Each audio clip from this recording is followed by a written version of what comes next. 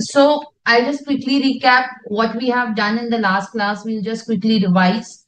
So in the last class, we were discussing about the indirect transfer. I told you about indirect transfer of the capital asset. So the share of the foreign company will be deemed to be situated in India if it derives value substantially from the assets located in India. How do you determine that the value of the assets are substantially located in India? You have to fulfill two conditions. One is the value of the Indian assets, the FMV, without reduction of the liabilities, as on the specified date is greater than rupees 10 crores, and the FMV of the Indian assets is greater than 50% of the total assets of the foreign company as on the specified date. What is specified date? Specified date, you have to see if the book value of the total assets of the foreign company are greater than as on the date of transfer are greater than 115% of the book value of the total assets of the foreign company as on the last day of the accounting year. If the answer is yes, specified date is date of transfer. If the answer is no, specified date is the last date of the accounting period. Then what are the exceptions to the indirect transfer? The exception to the indirect transfer are number one, the shareholding is less than 5%. There are no management or control rights. The investment in FPI or the foreign venture capital investment.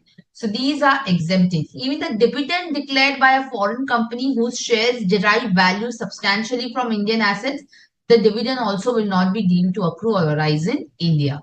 Right. So if there is the share of the foreign company is deemed to be situated in India, the capital gain only will be deemed to accrue or arise in India.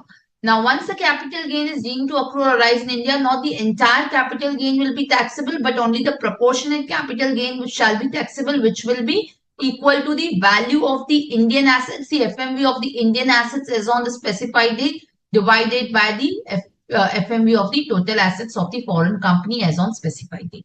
Are we clear? Then we saw what is first proviso to section 48. First proviso to section 48 is applicable on the capital gain arising in the case of the non-resident on the sale of the shares of the Indian company or the debentures. Effectively, it is only applicable on the sale of shares of the listed Indian company or the debentures of the Indian company where the STT has not been paid and it is not an exempted transaction or it's not a notified transaction under the CBDT notification which has been issued to section 112A. So it does not come under the exceptions to section 112A. So basically, because 112A does not give you the benefit of first proviso to 48, even 112, which talks about the sale of the unlisted securities, that also does not give you the benefit of first proviso to section 48. So therefore, it is only applicable to the listed shares or the debentures where the STT has not been paid and which is not covered in the exceptions to 112A. Now, what is first proviso to 48? We first convert the capital gain into the foreign exchange by converting the purchase cost into the foreign exchange rate using the average of TTBR TTSR as on the date of acquisition, selling price using the average of TTBR TTSR as on the date of the sale, expenses on transfer, and compute the capital gain. Once you have computed the capital gain, use the TTBR rate to reconvert the capital gains into the INR, using the TTBR rate. Are we clear? So that was the first proviso to section 48. This is what we have done. Yes, good evening Viraj, good evening Munish, good evening Namrata. Any questions so far? Yes, students. Any questions before we move further? So today what we are going to do is, we are going to do the remaining provisions of the capital gain, students. And then of course we move on to the other parts of section 911. Not 911, 911 we have covered, 912 and onwards. Okay. So now we are going to start with the other provisions in the capital gain. The second provision under the capital gain is in respect of the non-resident individual who is a citizen of India or a person of Indian origin. There's a separate chapter for them. What is the chapter? Just write down. Chapter 12A.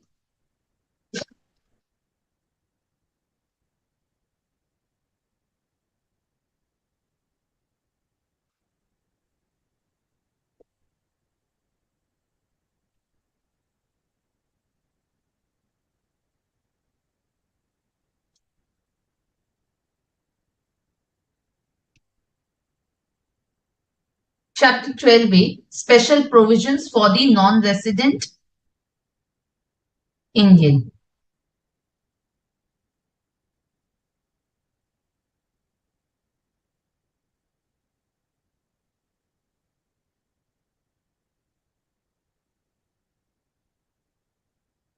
Now, what is this provision, students?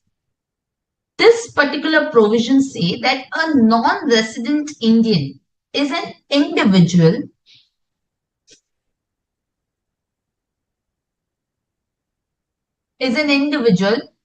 who is citizen of, who is an Indian citizen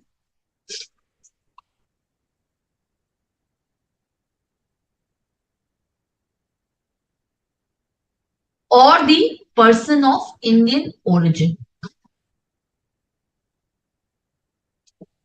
who is a non-resident. So an Indian citizen or a PIO who is a non-resident. Who is a PIO? If either of his parents or grandparents were born in the undivided India. Now, what is this taxation under Chapter 12? So, Chapter 12 taxation says that the income from, you can write down, that the investment income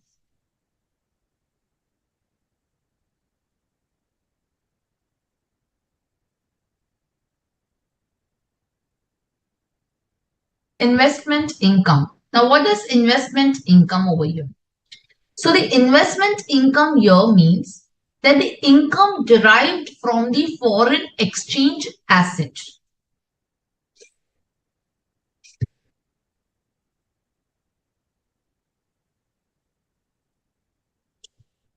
Now, what is a foreign exchange asset? The foreign exchange asset is the asset which has been acquired or purchased in the foreign exchange. So any income other than the long-term capital gains from the foreign exchange asset, there are only the specified categories of the assets. So this is applicable to the only specified assets. What are the specified assets? Shares of Indian company, debentures of Indian company, not a private limited company. Then deposits of Indian company. Again, not a private limited company. And last one, securities of the central government. So basically shares of Indian company, debentures and deposits of the Indian company which are not the private company. So if you purchase any of these assets using the foreign exchange, then the investment income which is getting generated either in the form of dividend or in the form of interest, that shall be taxable at the rate of 20% on the gross basis. Gross basis means that no expenditure, no deduction shall be allowed against that income. Remember, this is only for the non-resident Indian. So whenever in the question, in the examination, it says non-resident Indian, your mind should be blinking at that moment that there could be some implication under Chapter 12A. Isn't it? So, whenever non-resident Indian who is an Indian citizen or a PIO, the word is used, non-resident Indian, the investment income on the foreign exchange asset, which is the shares of Indian company, debentures or the deposits, not of the private limited company, then in that particular case, the 20% tax rate will be applicable. Then the long-term capital gain, which is there, LTCG. Long-term capital gain arising on the sale of the specified asset. In that case, the long-term capital gain shall be taxable at 10% on gross basis. It shall be taxable at 10% on the gross basis. Further, no Chapter 6A deduction shall be allowed. So you cannot claim the Chapter 6A deduction against this income.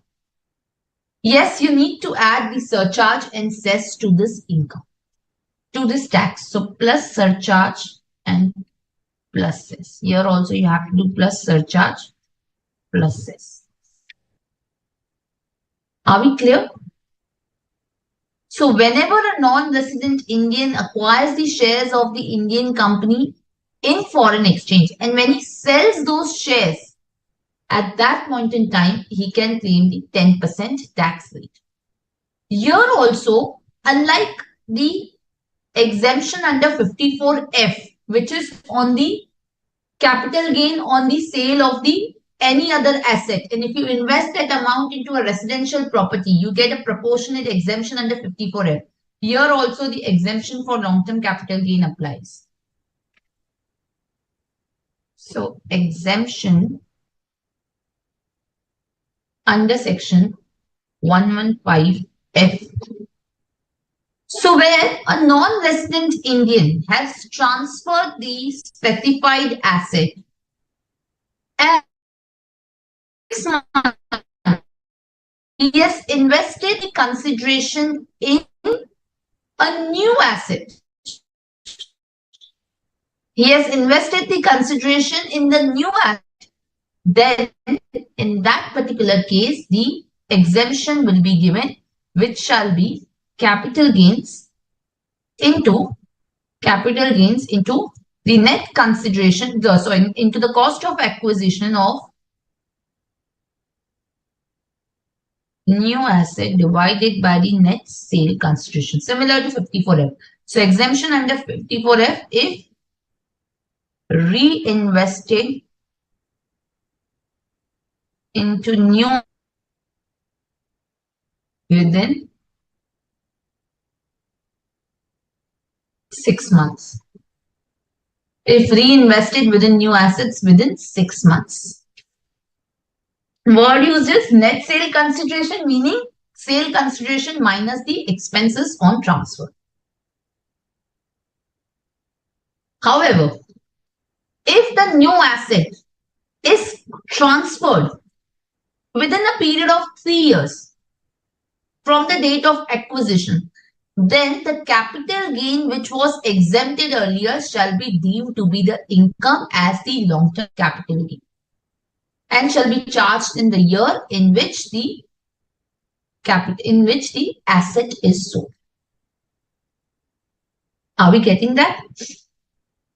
So basically, let's say for example, let's take an example. You first write it down over here. If new asset can be any asset. New asset can be any asset, students. If new asset is sold within 3 years,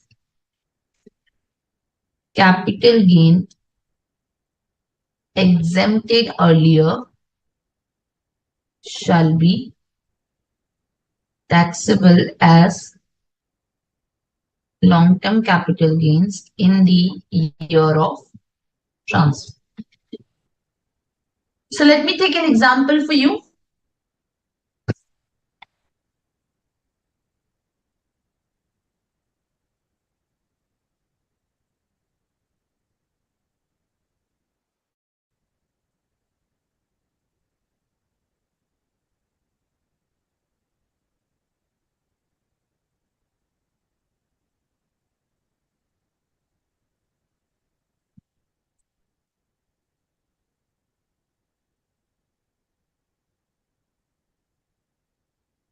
Are you able to see onto the screen the question? I'll enlarge the image.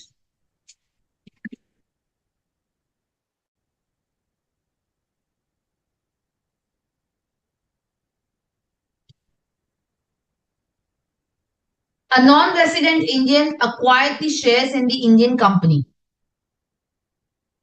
on 1st January 2009 for rupees 1 lakh in forex. These shares were sold on 1st January 24 for rupees 3 lakh. He invests 3 lakh in shares on 31st March 2024 and these shares are 30th June 2024. That means within 6 months he sells the share. And for rupees 3,50,000. Discuss the tax implication. Ignore the effect of the first proviso to section 48. If this would not have been written, ignore the effect of the first proviso to 48, you could have claimed the effect of the first proviso to section 48, students. Because if you purchase the shares of the Indian company in foreign exchange, the chapter 12A nowhere restricts you to claim the first proviso to 48. So basically, you can write it over here. First proviso to say, or you can write it over here.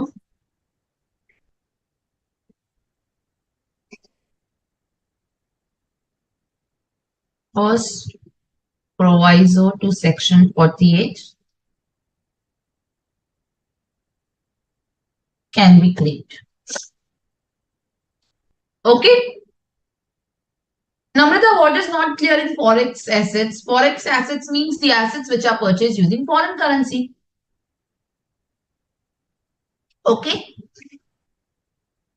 Dilip, the concept of non-resident Indian, yes, is only there in chapter 12E. Okay. Shankara, is it 115% or 15% you're talking about indirect transfer? It is, see, the provision says if the book value of the assets as on the date of transfer exceeds by 15% of the book value of the assets as on the last day of the accounting year.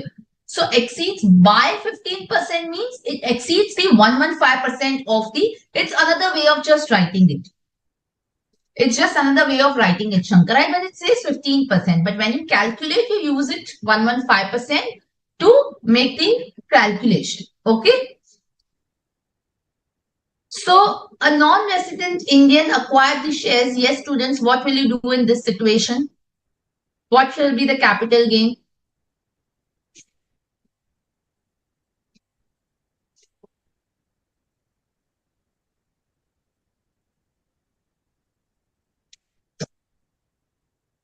Faster, students.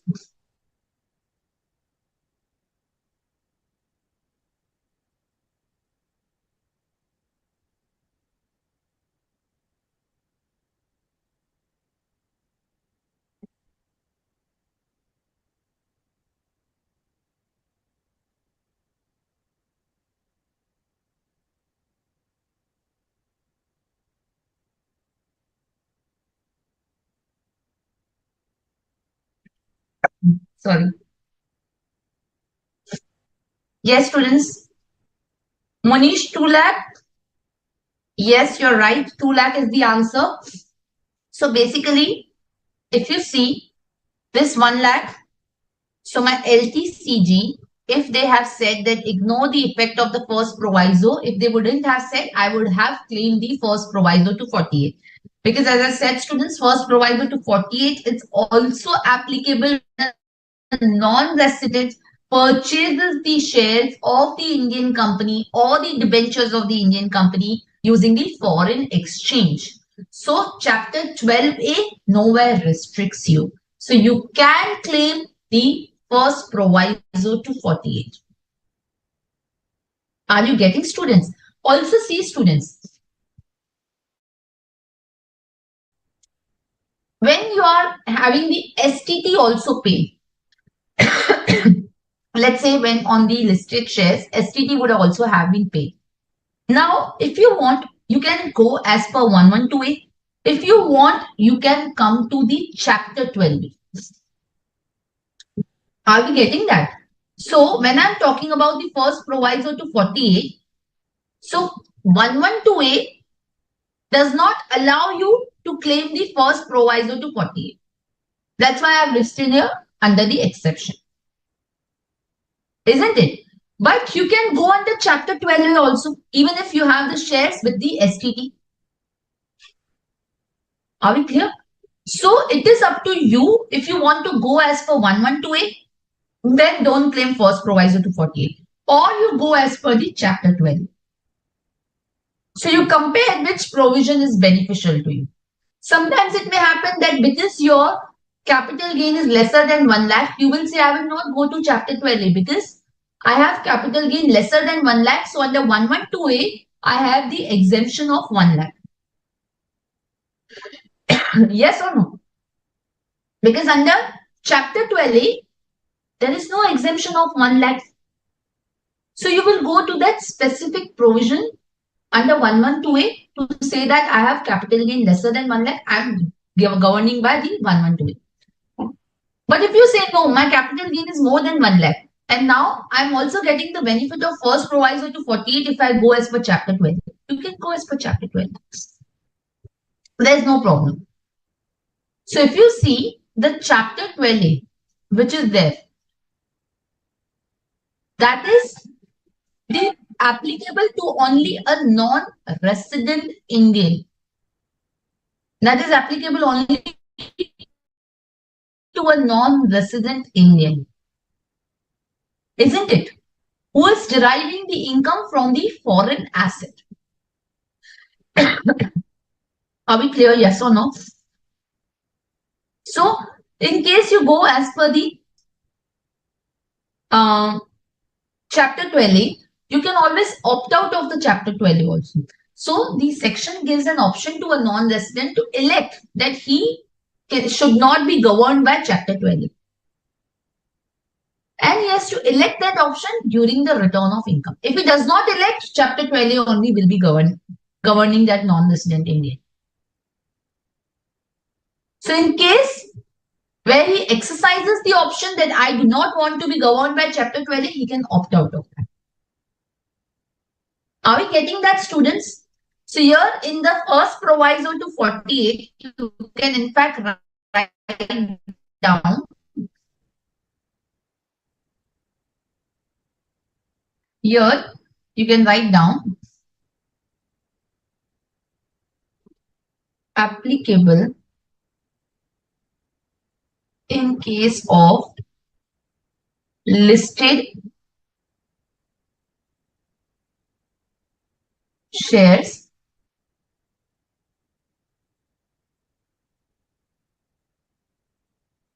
where STT is paid, or even in the case of unlisted shares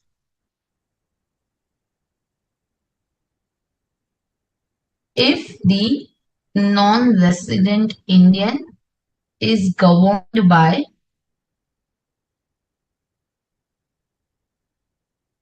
chapter 12. Okay, so first proviso to 48 can apply even in the case of unlisted shares or in the case of the listed shares where STT is paid. Indian is governed by the chapter 12. Are we clear? Yes or no?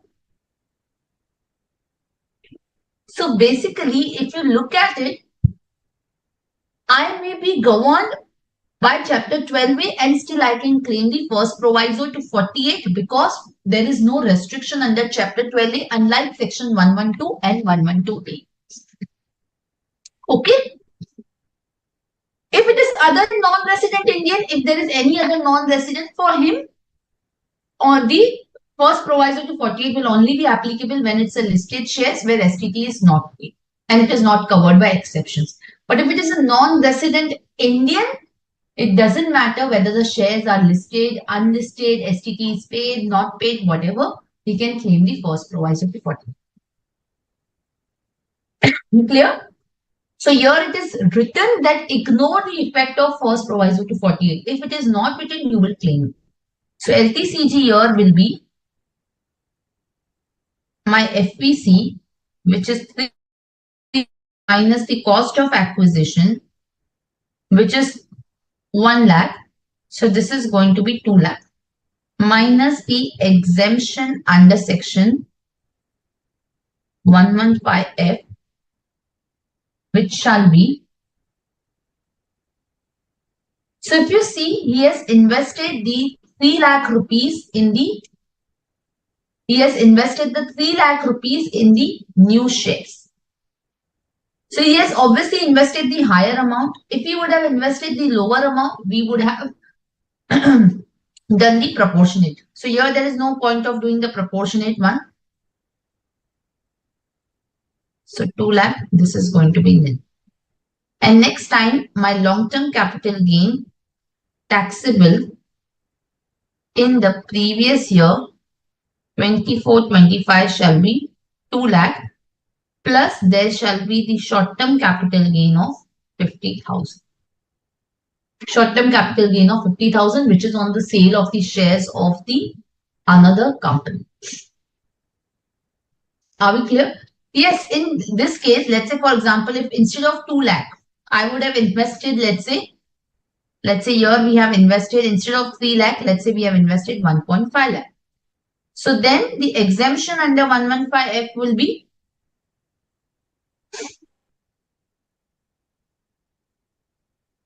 shall be 2 lakh into 1.5 lakh divided by the net sale consideration. Let's say my net sale consideration also, I consider this as 3 lakhs and expenses on transfer, let's say 10K. So this shall be 2.9. So this is how my exemption will be calculated. Clear?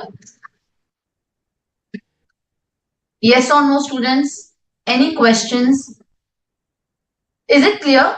So you can just write down below. The non-resident can exercise the option to opt out of chapter and be governed by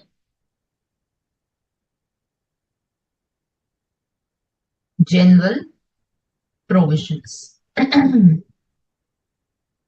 Be governed by the general provisions. Clear? Which is in this case shall be section 112A, 111A, 111A, no, sorry, 112. Okay, for the long-term capital. Yes or no, students? Further, this non-resident has an option to not file the income tax returns. Resident need not, or NRI, I will write, need not file the ROI if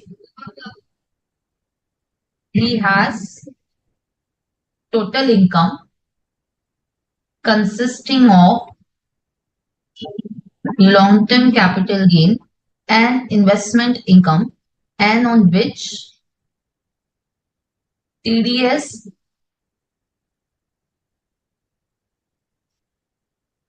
has been deducted and on which the TDS has been deducted. So in that particular case, he is exempted from filing the return of income. So students, remember when we were talking about the return of income obligations? At that point in time, I had told you that there are certain individuals which are exempted from filing the return. So a non-resident having the income. So if you remember, I'll take you to the assessment chapter. There we had spoken about different kind of incomes deducted. So you can write here one more, non-resident governed by chapter 12A and TDS is deducted. So in that case, he is not required to file the return of income. Clear? After he becomes a resident, who was an NRI and he becomes resident later on, then also he can furnish a declaration with the return of income that this particular chapter 12A will continue to apply to him in respect of the investment income which is arising from the debentures, deposits or securities. Are we clear? So even after he becomes resident, he can continue to be governed by this particular chapter itself if he gives that declaration. Because he's still holding the asset that he has purchased in foreign currency. So just because he has become resident, the provision should not become non-applicable. So therefore, he can give a declaration, provision shall continue to apply to him even after. You can write down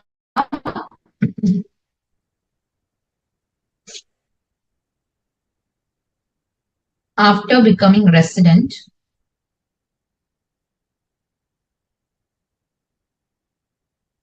he can declare that chapter 12A shall continue to apply to the investment income. That chapter 12A shall continue to apply to the investment income. So this is only with regard to the investment income, students, not with regard to the long-term capital gain. Not with regard to the long-term capital gain. So even after the assessee becomes the resident, the investment income which is derived from the foreign exchange asset, that too in respect of the debentures, deposits and the government securities. So not all the assets. So it doesn't mean that shares of the Indian company also, it means only in respect of debentures, deposits or security of the government. From debentures, deposits or GSEC. Only in respect of these three categories. Not with all. So once he becomes the resident, the LTCG rate will not be under chapter 12. Yes or no, students? Any question? Any doubts? Yes. Fine. Yes or no, students? I need the answers. Shall we proceed further?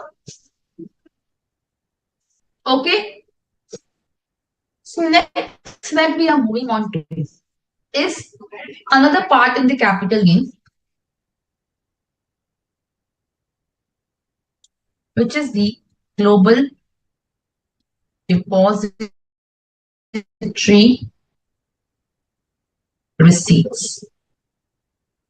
GDR, capital gain on global depository receipts. Anybody knows what is global depository receipts or what are global depository receipts? Anybody knows that?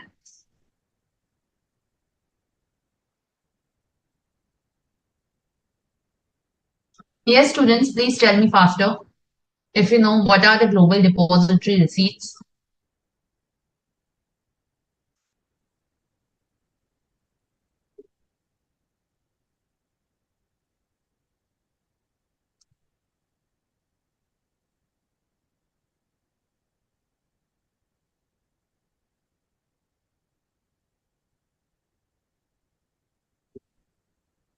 Yes, students, faster.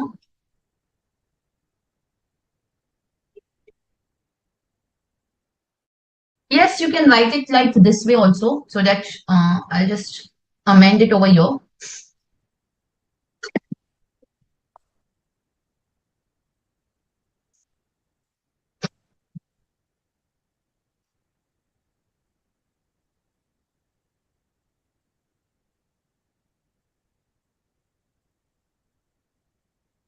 Give me a moment, students. I'll just make it a little simple. You can write exemption under 115F.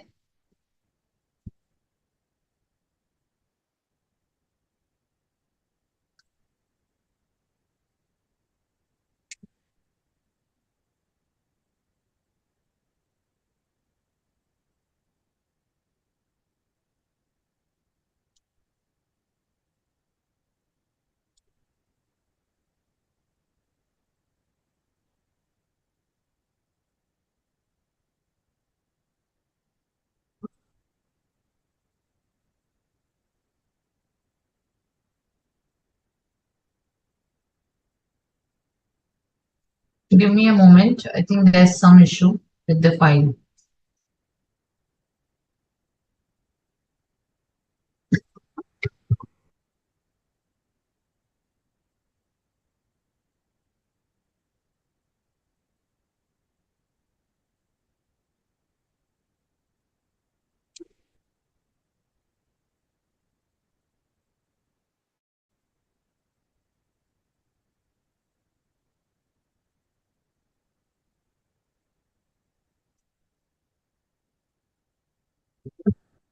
Yes, till then you can give me what is GDR.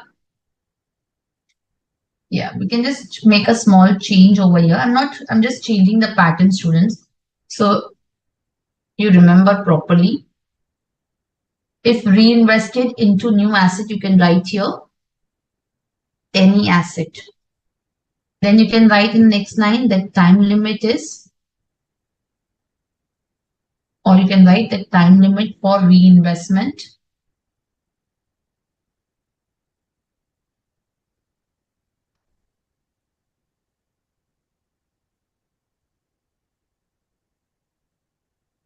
is 6 months. Then the exemption shall be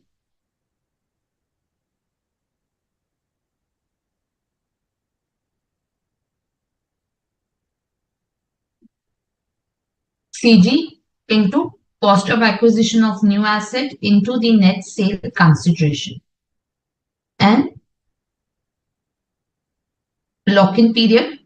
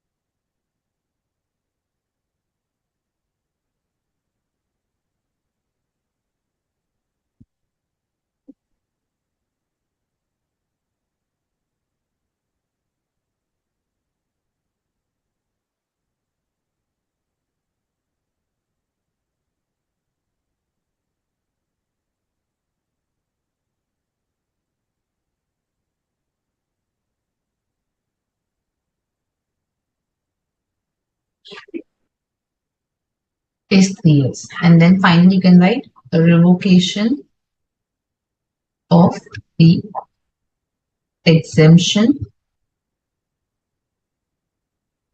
Okay, so this is how you can just write so that it becomes easier for you to remember. And this point of no chapter 60 reduction, you can write it below.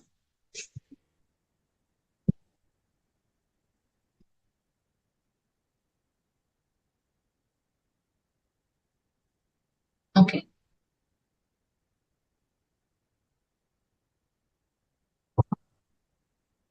Yes. Okay, students.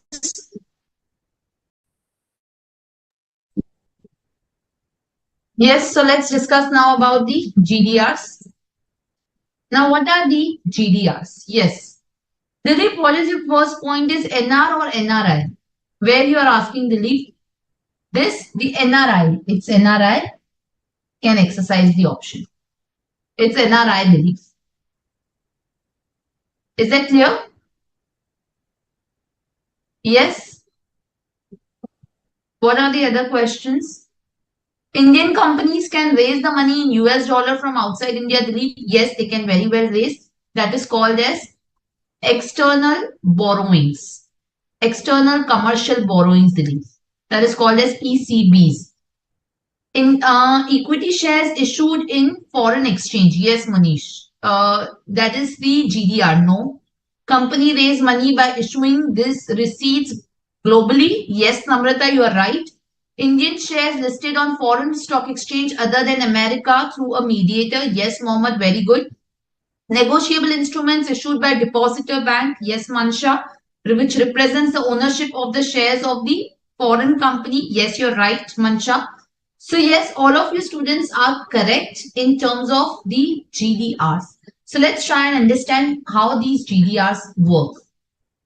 So if you see that the Indian company are not allowed to list the shares on the foreign stock exchange.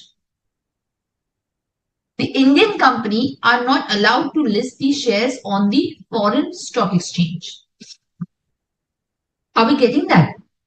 So if they want to list, if the Indian company wants to list the shares outside India, they have to do it through the GDRs. So an Indian company will issue the depository receipts, will issue the depository receipt in the foreign stock exchange, which will derive the value through the stock of the Indian company. Are you getting this particular point? So an Indian company cannot list the shares directly on a foreign stock exchange.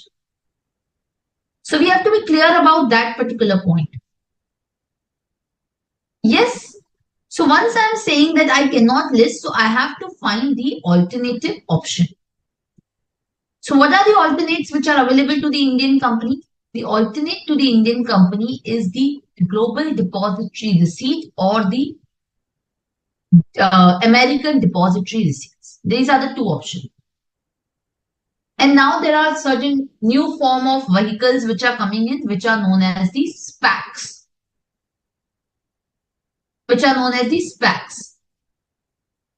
So SPACs are basically the new age companies, which are the companies which are formed in the foreign country. So that is something different. That is not what we are going to see over here. But at the moment, if the Indian companies want to list outside, they can do it either through the ADRs or the GDRs. Correct? So, which can then be listed on the foreign stock exchange. Now, if you want to understand how the GDRs work, how the GDRs are working. So take it as an example of the derivatives only. So these are the certificates or the depository receipt, students, which are issued by the depositories. As the name suggests, it's a depository receipts. These are issued by the depository bank, which purchases the shares of the Indian company and keep in their account. And against that, they issue the GDRs. So this is a form to raise the capital from the international investors. Are we getting that?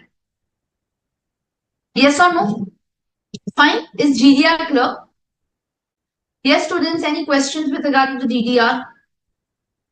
So these are, of course, yes, the negotiable instruments. You are right. So Indian companies can list their global receipts, global depository receipts to raise the funds from the foreign country. So let's say, for example, Wipro wants to list its shares in New York Stock Exchange. It has to deposit the shares with the Singapore bank, or sorry, the New York bank. And New York bank will issue a receipt against these shares. So every receipt given by the New York bank represents the particular number of shares of the Wipro. Yes. So Indian company will issue the equity shares to first the, let me just make a diagram for you to understand.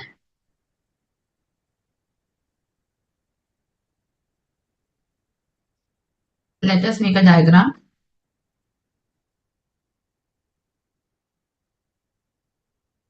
so that you are able to understand it properly.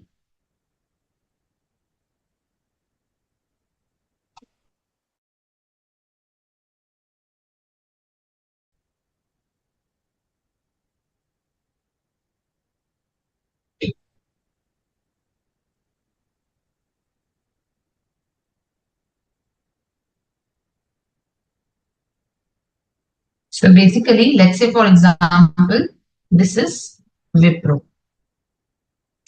Let's say for example, this is Wipro and it wants to list the shares on the New York Stock Exchange. So how it will do is this company will issue the equity shares to the domestic custodian bank.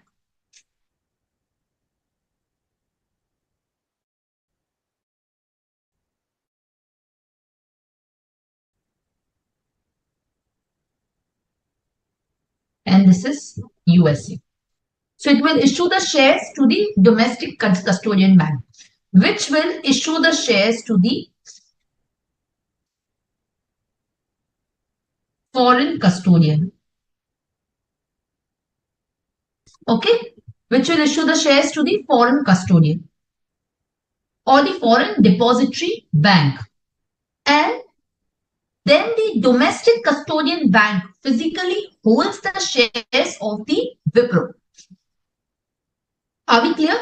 So basically, the Wipro will issue the shares to the Bank of India, the domestic custodian bank. Let's say HDFC Securities, Kotak Securities, any company, which will then transfer it to the foreign custodian bank. So the domestic custodian bank acts as the agent of the overseas depository bank. So the shares will be held by this particular on behalf of foreign custodian and will issue the GDRs for the underlying shares. Will issue the GDRs for the underlying shares, which will be listed on the NYSE, New York Stock Exchange. And anybody can purchase these GDRs. Now, the overseas depository bank or the custodian which is providing the GDR, the bank will convert the GDRs into the shares to trade them on the stock exchange. And then the country's investors can sell and buy the security or the depository receipts. Yes? Any doubt till now? Any questions? Any doubt? Yes or no, students? Yes, it's a derivative instrument, Dilip. You are right. Clear? Now, how the capital gain works for the students, that is what we have to understand over here. We are here not to understand the GDR, but we are here how the taxation works on this. So for this, we have a specific section, students, which is section 115AC, which is section 115AC. So It says that GDRs which are purchased in the foreign exchange, the GDRs which are purchased in the foreign exchange, so income by way of the dividend which is there on the GDRs, which are purchased in the foreign exchange, and the long-term capital gain will be taxed at the rate of 10% on the gross basis, without giving the effect of first and second proviso to section 48. Are we clear? So basically, section 115 AC says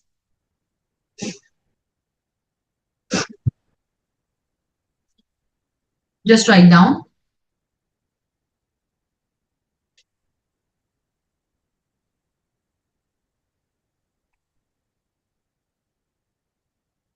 the income from GDR. Write it like this.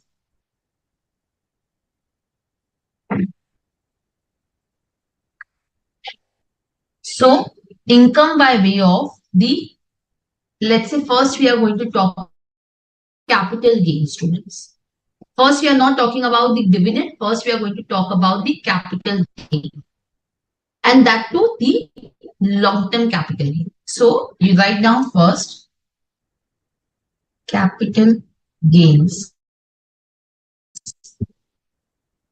So, this is the long-term capital gain, and then we will speak about the short-term capital gain. So, the income from the long-term capital gain,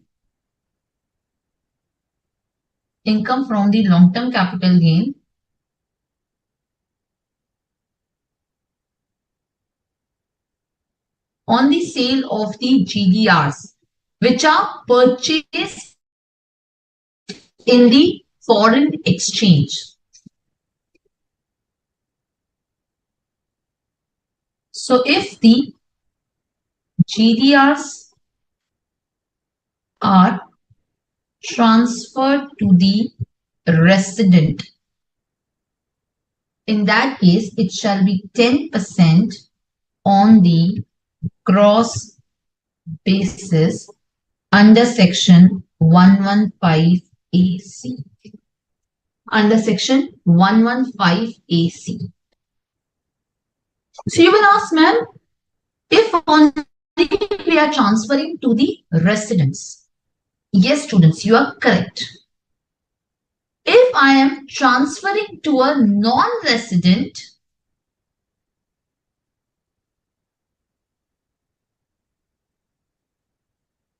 then this is exempt under section 47. Then this is going to be exempt under 47. So section 47 clearly gives the exemption in respect of transfer of GDRs from one non-resident to another non-resident. So any transfer of GDR which is made by one non-resident to another non-resident, that is exempt under 47. Are we clear? So this is income from GDR arising to a non-resident. Arising to a non-resident. Clear? So if I transfer to another non-resident, exempt under 47. Only when I transfer to a resident, there will be 10% tax on gross basis under 115 AC. So here you can write down. No chapter 6A deduction.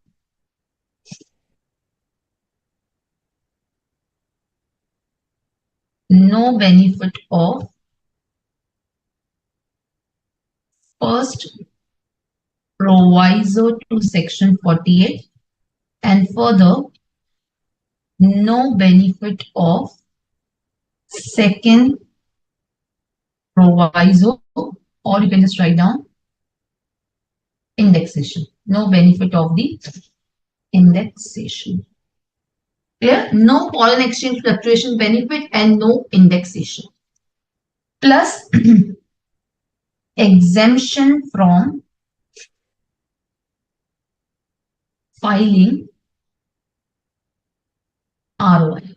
Exemption from filing the ROI if the income is only long-term capital gain and TDS is deducted. If income is LTCG and dividend and TDS is deducted. So if you remember, this we had written even under the assessment procedure. If you recollect, I had written it over here that the non-resident having CG on GDRs and the TDS is deducted. You can write CG or dividend. CG or dividend on GDRs. And the TDS is deducted. So there is no requirement to file the return of income. Student, what will be the period of holding over here? For the long-term and short-term capital gain, what shall be the period of holding, students? What shall be my period of holding? 12 months, 24 months, 36 months. What will be the period of holding, students?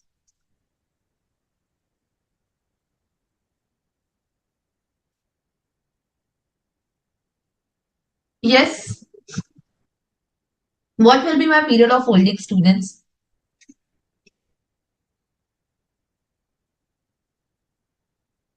Faster, students.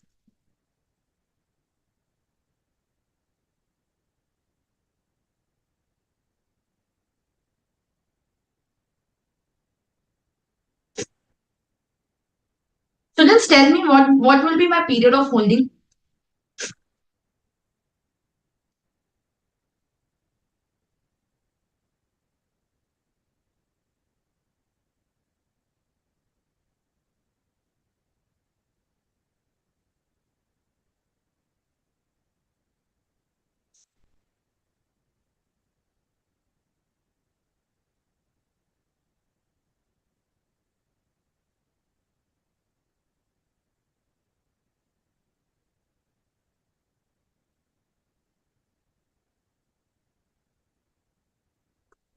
Twenty-four months? No, that's not a correct answer. So, what shall be my period of holding? Yes, all the students. 24 is for what? 24 months, students, is for the unlisted shares, isn't it? 24 months is only for the unlisted shares of a company or an immovable property, students. Munish, how 12? 12 is for the listed shares. The GDRs are not the shares. These are the depository receipts, students. Yes, Namrata, very good. It shall be 36 months and not 12 or 24 months because these are not share, students. The 24 is for unlisted shares and the immovable property, students. The 12 is for the listed shares. But Mansha, these are not listed shares. These are listed depository receipts. These are not shares, Mansha. Though they are listed, but these are not the shares.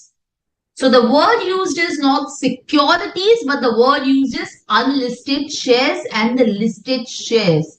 Are we clear? So since these are not shares, this period of holding here shall be 36 months. So just write down over here. My period of holding shall be 36 months.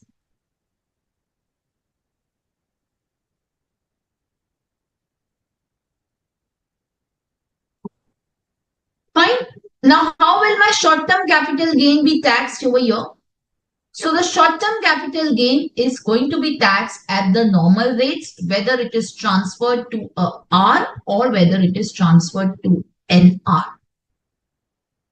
Because for NR, only the long-term capital gain is exempt.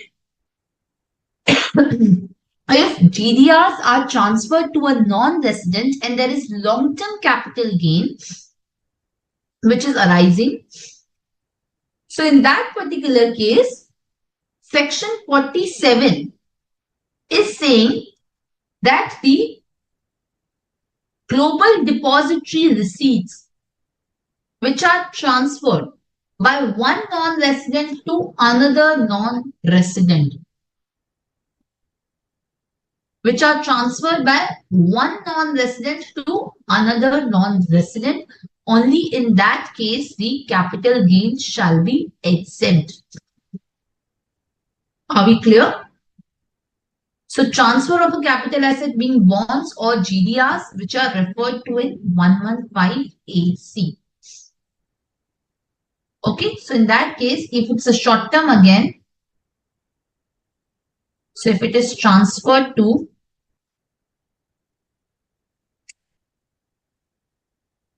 resident, then it shall be normal rates, or you can write it like this.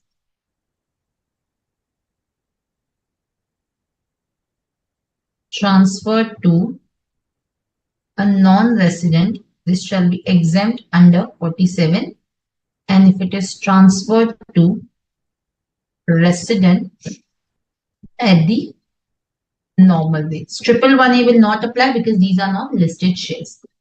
Then dividend which is there, this also will be taxable at the rate of 10%.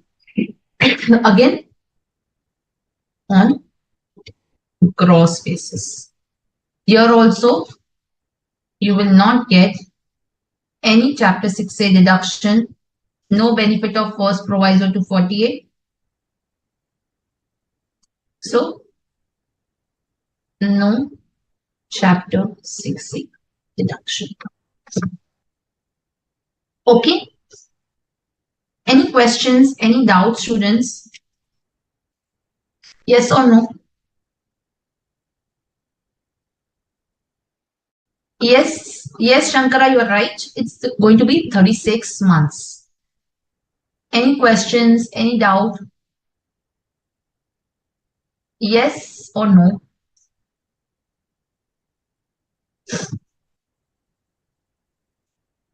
Yes. If the GDRs are received by the resident employees as the ESOPs, in that particular case, again, the tax shall be 10%, but it shall be under 115 ACA. So you can just write down. This is arising to a non-resident. You can write down income from GDR arising to a resident employee engaged in specified knowledge-based industry.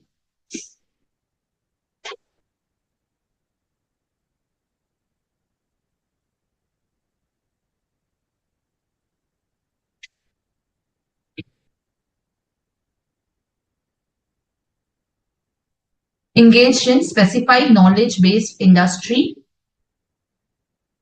as the ESOPs. Okay. Long-term capital gain and the dividend both are taxable at the rate of 10%. Both shall be taxable at the rate of 10% on gross basis. On the gross basis.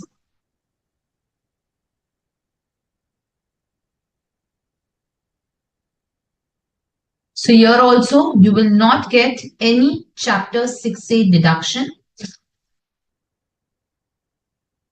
No Chapter 6A deduction, no first and second proviso to 40.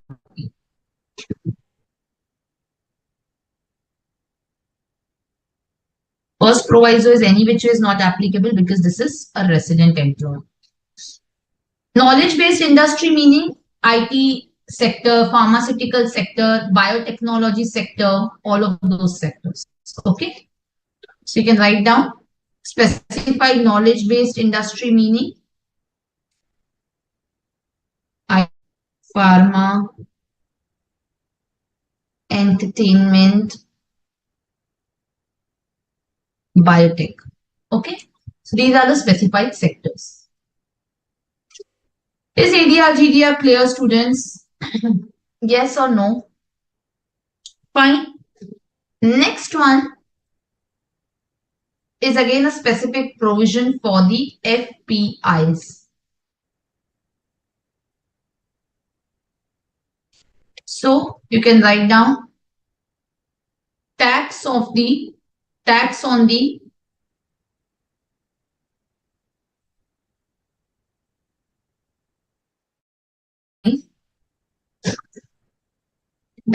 capital gain and other income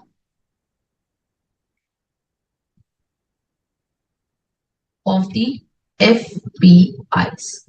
This is under section 115AD.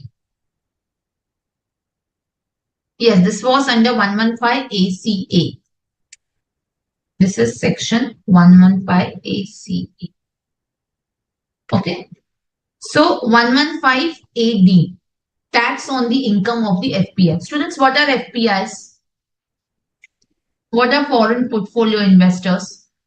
Or who are foreign portfolio investors?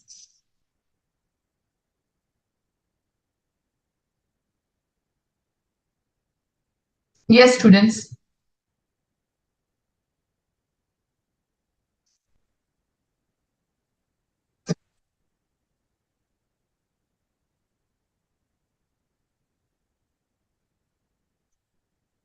Yes, students, faster.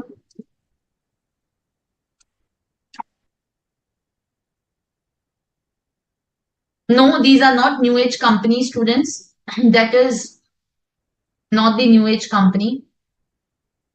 So, students, the foreign portfolio investors which are there, they invest in the not like they. So, how do I explain this? I'll tell you.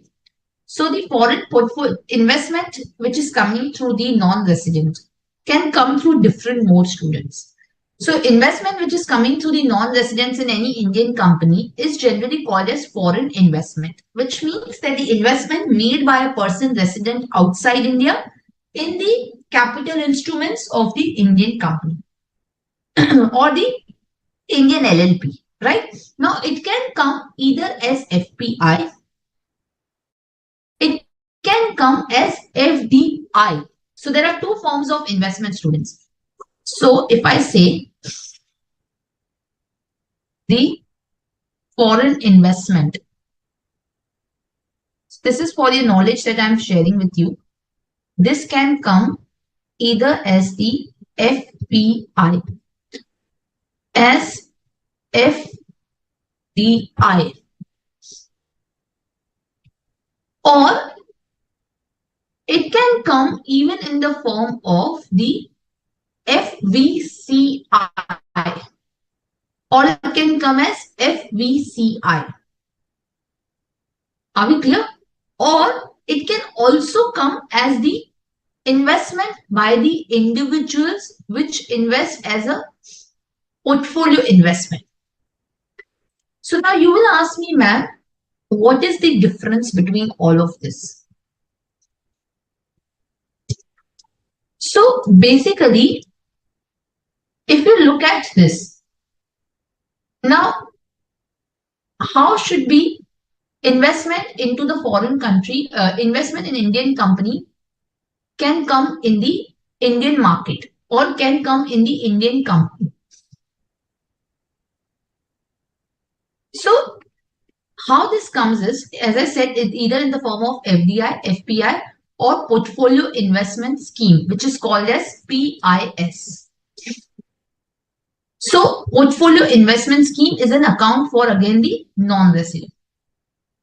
So you can write down here PIS. Third is the PIS. How this happens to? First, we'll talk about the FDI and FPI. What are these? And then, of course, the PIS. So, the FDI, which is coming in, your foreign direct investment, which we call, it means that the investment which is coming in the unlisted company or where more than 10% of the capital of the listed company is purchased. This is as per the FEMA regulations. So when the investment is into the listed company, more than 10% of the paid up share capital or in the unlisted company. That is my FDI, foreign direct investment.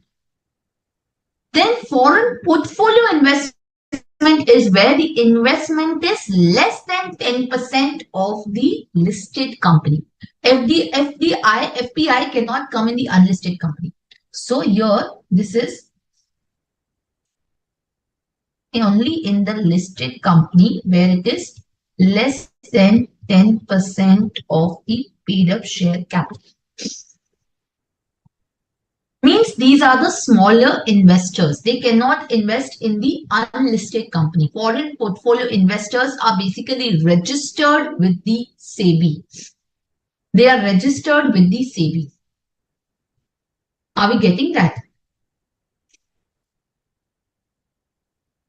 And then, as I said, there are certain individuals who can invest in the portfolio investment scheme. Who can invest in the portfolio investment scheme, which are basically the which are basically the non-resident individuals who can purchase and sell the shares in the portfolio investment scheme in the Indian stock market. Are we clear? So these are again the individuals who are intending to do business, who are intending to do the stock market transaction. So they do it through the PIS, portfolio investment scheme. So this is for the non-resident individuals intending to do investment in stock market. So FPIs are big companies which are investing though in the stock market, but they can invest less than 10%.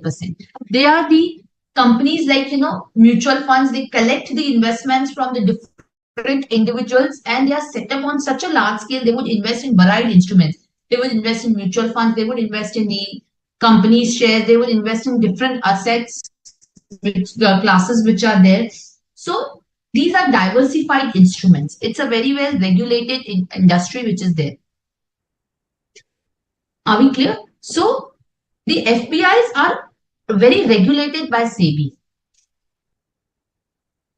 Yes or no? Is this clear? Practical questions or theory questions, they can come on GDR.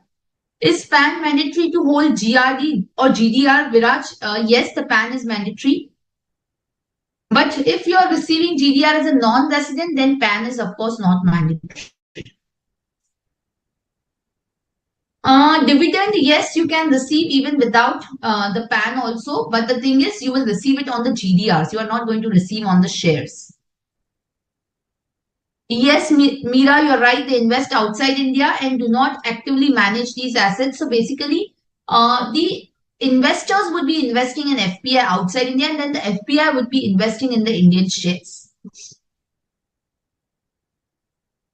Yes, are we clear, all of you? Okay. Now, how the taxation for FPIs work? So basically, Section 115AD is governing the taxation for the FPIs. So what they say is under 115AC, they say, just write down 115AD, sorry, taxation of FPI. So the first one is the income by way of long-term capital gain arising from the listed shares on which STT is paid. So long-term capital gain on sale of listed shares referred under section 112A, which are referred to under 112A, so that the tax is 10% on the capital gain greater than rupees 1 lakh. So same what we have under the 112A. It's the same tax rate, which is 10%.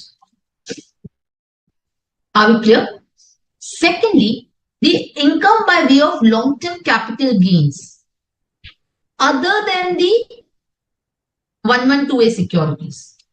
So long-term capital gain on the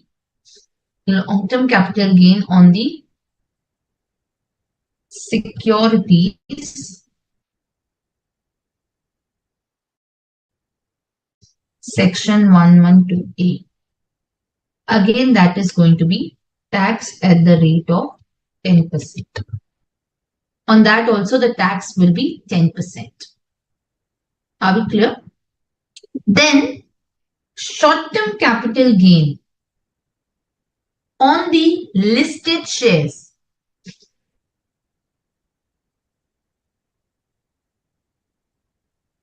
referred under section 111A. So this is tax at the rate of 15%.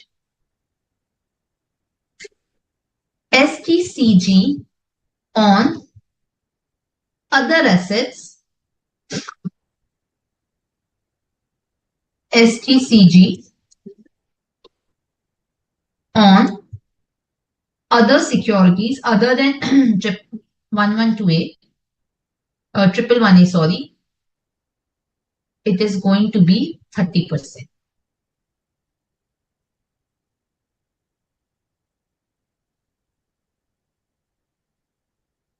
So tax shall be 30%.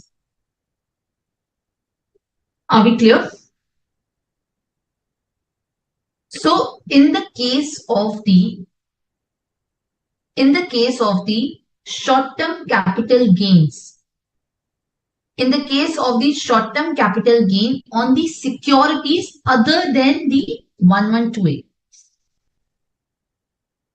sorry, other than 111A, it is going to be 30%. This is only on the securities and not on every other asset. This is also on the securities and not on every other asset. Are we clear? So, where the total income of the foreign institutional investor or foreign portfolio investor includes the short-term or long-term capital gain from the transfer of the securities, the income tax on that shall be at the rate of 10% if the capital gain is as under 112A, which is on the listed shares where the STT has been paid. It shall be 10% in excess of rupees 1 lakh. If it is long-term capital gain on the securities other than 112A, then it shall be 10%. If it's a short-term capital gain which is referred to in 111A, it shall be 15%. If it's any other, it shall be 30%. Yes or no? Any questions till now? PIS is regulated by RBI, not by SEBI Mansha. Okay? Yes or no till now? Any questions? Any doubt? Okay. Then income received, which is of interest. The interest income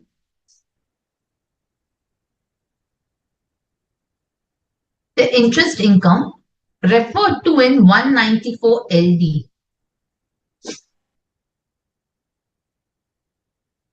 shall be 5%. We are going to discuss about what is 194 LD. Then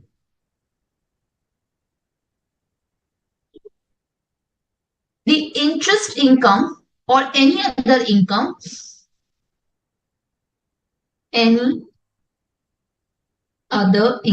on securities other than the interest under 194 LD will be 20%.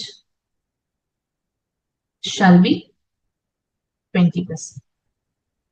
And any other income shall be at normal rates. Okay? Yes or no? Any questions? Fine. So till now, is this clear? So as I said, long-term can be referred to in 1128, 10% in excess of rupees 1 lakh. Long-term gain on any other securities, it shall be only 10%. Short-term gain on the 111A security, which is listed, 15%. Short-term capital gain on any other security, it shall be 30%. Interest referred to in 194 LD, it shall be 5%. Any other income which is arising in respect of these securities, it shall be 20%. And any other income which is there, it is going to be taxed at the normal rates. Now, all these taxation are on the gross basis. Secondly, no Chapter 6A deduction shall be allowed. No first and second proviso to 48 shall be allowed over here. Are we clear? So just write down. No Chapter 6A deduction. No benefit of first proviso to section 48 and no benefit of indexation. There shall not be any benefit of the indexation. Now, what is section 194 LD, students? What is 194 LD? So, students, the 194 LD, the again only foreign portfolio investors.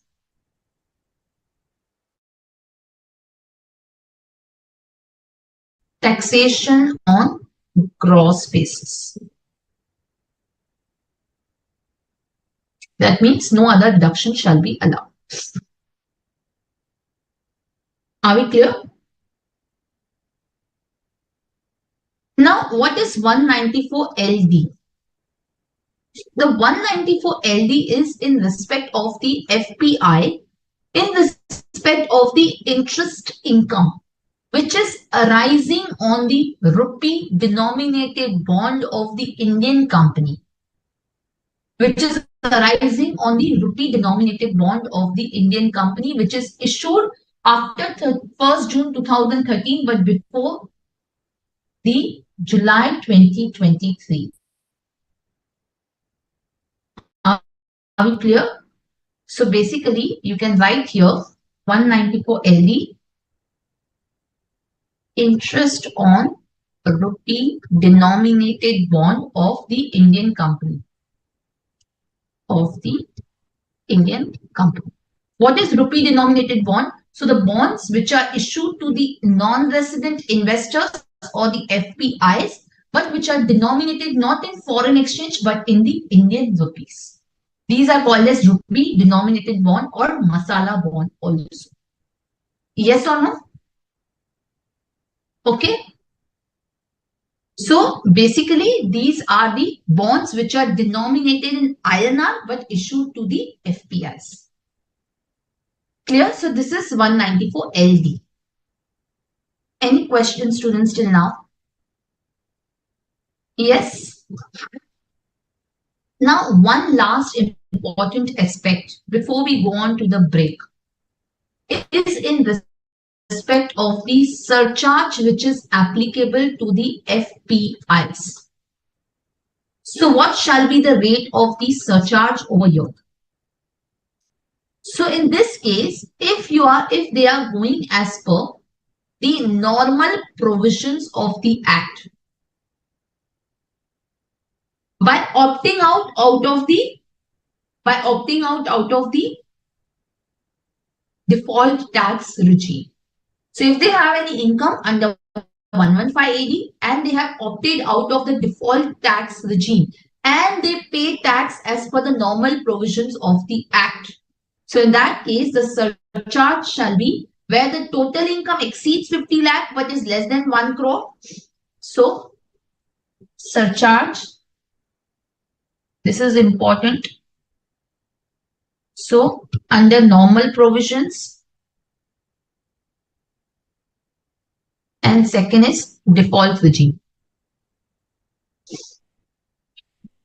So under normal provisions, the surcharge will be total income greater than rupees 50 lakh and less than rupees 1 crore or less than equal to rupees 1 crore. It shall be 10%. It shall be 10%. Are we clear? So basically, if let's say, for example, my total income is, let's say 95 lakh, it's more than 50 lakh, less than 1 crore. So the surcharge will be 10%. Secondly, total income greater than rupees 1 crore and less than equal to rupees 2 crores. Then in that case, it shall be 15%. It shall be 15%. So let's say, for example, where my total income is 1.8 crores, right? So in that particular case, the surcharge will be 15%.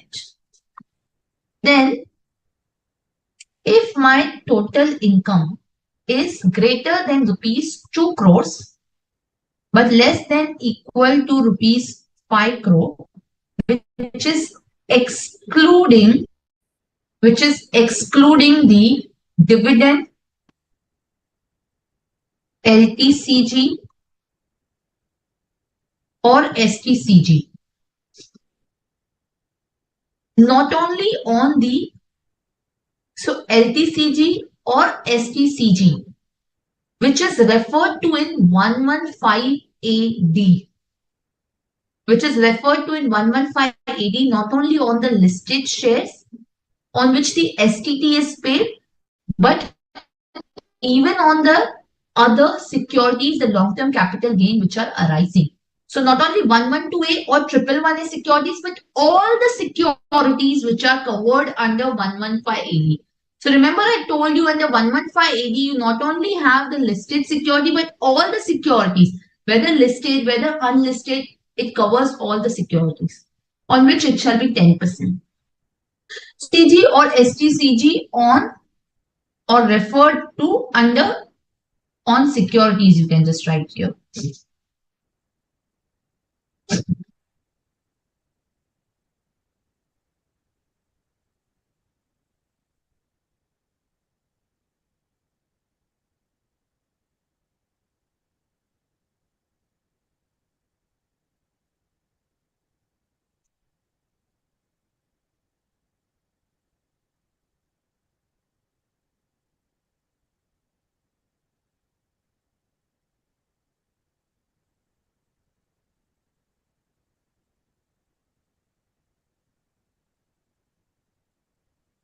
So if you see for the normal individuals, the surcharge of 25% is not applicable only on securities which are covered under 112A and 111A, 111A.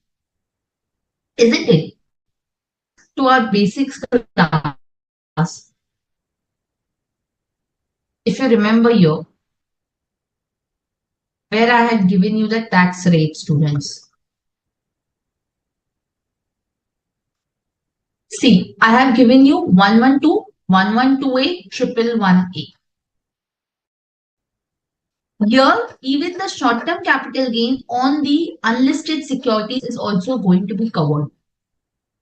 Here, what was covered was long-term capital gain under 112, which is the unlisted as listed, 112A, which is the listed and which is only listed security, and 111A, which is only again listed. The unlisted short-term were not covered, but here everything will get covered. Isn't it? So it says short-term or long-term capital gain arising from the transfer of security. Clear? Yes or no? Any questions? So in that particular case, it shall be, excluding that, it shall be 25%.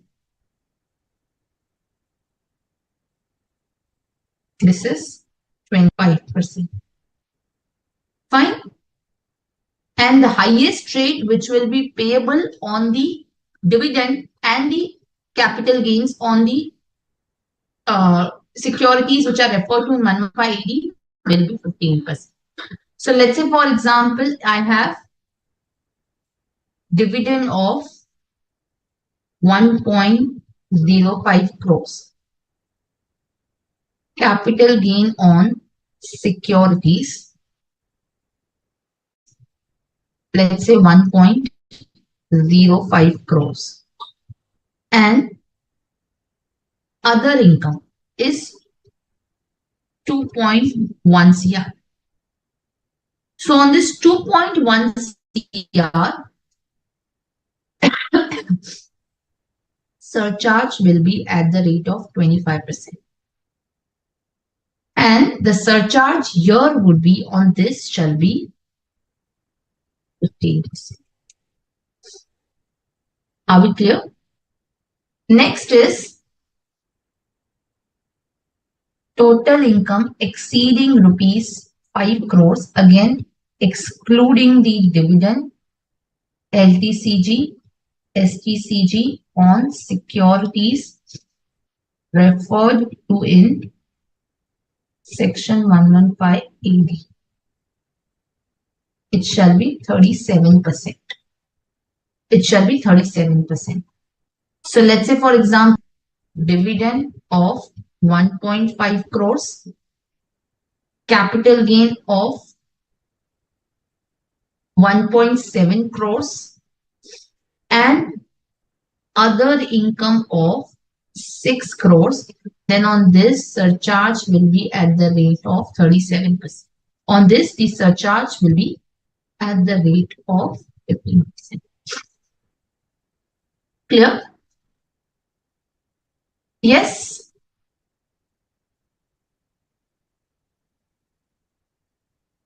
Any questions? Any doubt? Yes or no, students?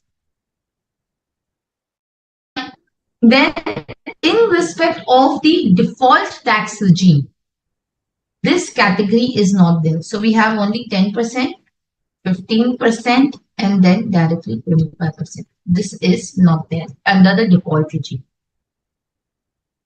Clear? Yes or no? Any doubts? Any questions? Clear, students? Okay. Fine. So let's take a break of 10 minutes over here and then we get back. Okay. So let's take a break of 10 minutes.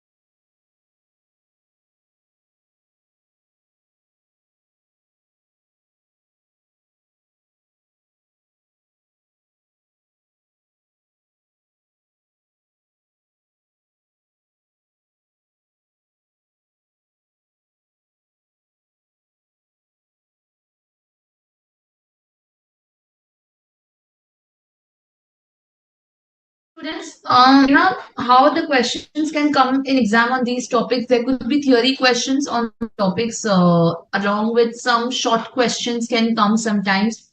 But more or less, there would be very, very short questions on FPIs. Of course, on the NRIC, the topics which are important is the NRI, which is the chapter 12A, what we did. Maybe there could be a one full-fledged question on the NRIs, and that could involve maybe the ADR, GDR, that could have the implication in relation to the investment in the shares of the Indian companies, and therefore that could be a comprehensive question where Chapter 12A, 115 AC, all those provisions could be applicable, Prerna. Yes. But other than that, as far as the business connection is concerned, that would be question on whether there exists a PE or not, whether there exists a business connection or not. So that would be a theory question. Secondly, as far as the indirect transfer is concerned, that could be a practical question. As far as the residential status is concerned, that could be again a practical question, and how the incomes are going to be accruing, arising, what would be the scope of total income. Again, those kind of practical questions can come from this topic. Student, one last point with respect to the FPI in the surcharge part, right? If you remember, I had told you if the AOP has the companies as the members, if the AOP has only companies as the members, then the surcharge would be maximum 15% even if the total income exceeds rupees 1 crores. So if you remember last time in the assessment of various entities, I can show you that. See, we had written over here. For the AOP also the surcharge is same. The surcharge is 25% if you go for a default regime where the total income exceeds 2 crores. And in the case of the optional provision, the highest surcharge is 37%. The total income exceeds 5 crore. But in the case of the AOP, which has only companies as the members, and if the total income includes the income under 115 AD, then the highest surcharge shall be 15%. So you can write it similar point over here. So this is how you have to interlink all the things. You can write here.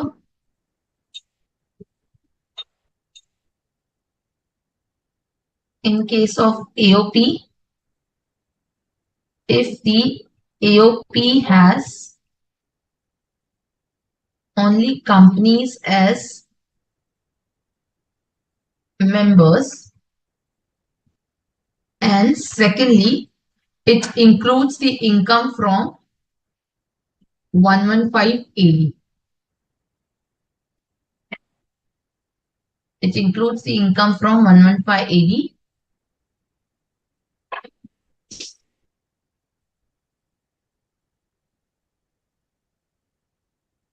Because the FPIs are also incorporated as AOP sometime in India. The FPIs are also incorporated as AOP sometimes, students. So in that particular case, the surcharge shall be maximum 15%.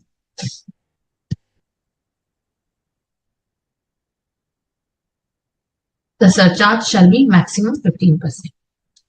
So as I said, the FPIs can be incorporated as the AOPs also. And in case the members of the AOPs are only the company student, in that particular case, the rate of surcharge where the income exceeds even 1 crore will be 15%. So maximum surcharge shall be 15% even if total income exceeds rupees 1 crores. Fine. Now, students, we are moving towards the TDS obligations. Students, we have done the capital gain, right? I am now referring to the TDS obligations in this context for what income category we have already done. Okay. So the first category that we have done now at the moment is in respect of the FPI. So the income of the FPIs, the TDS, the person responsible for making the payment in respect of the securities to these FPIs shall be responsible to deduct the tax at the rate of the 20%. At the rate of the 20%. So here you can write down the TDS in respect of, or you can just write the TDS obligations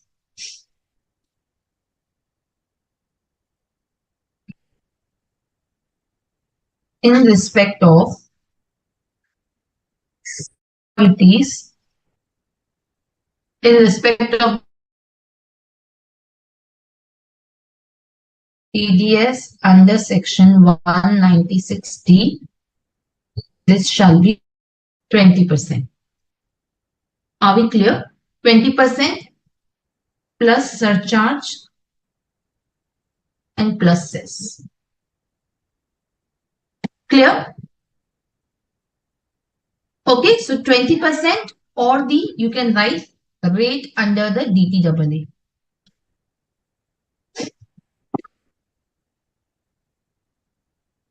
Whichever is beneficial.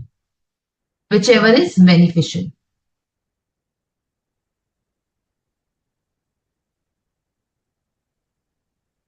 Or you can write it like this. 20% or rate under the DTAA, lower of these two. So if the FPI is availing the DTAA benefit and provides the residency certificate, we'll talk about it, then the TDS will be at the lower rate provided in the DTAA. Clear? Yes or no? Okay. Any questions till now? This TDS will not apply on the capital gain arising from the transfer of security. The TDS is not there on capital gain. This is only in respect of the income from securities other than capital gain. So you can write TDS under 196D on the income other than the capital gain. This is on income other than capital gain. So on capital gain, no TDS. On capital gain, there is no TDS. Clear? Secondly, in respect of the interest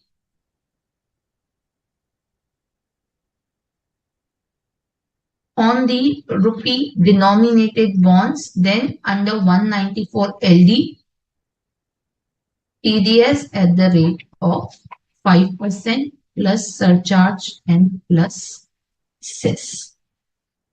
So this is the TDS obligation FPI.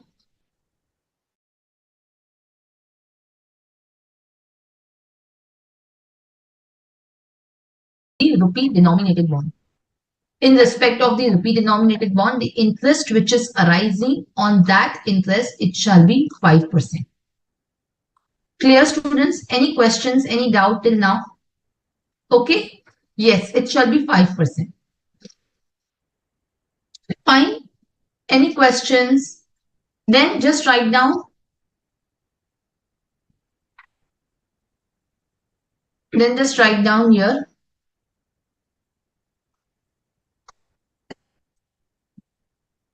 In respect of the ADR GDR.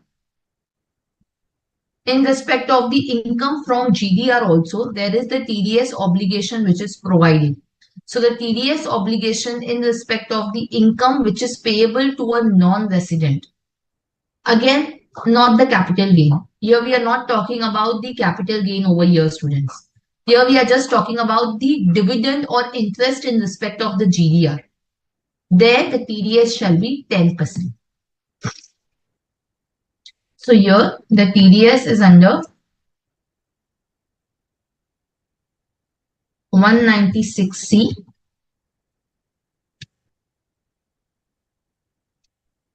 TDS at the rate of 10% plus surcharge plus cess.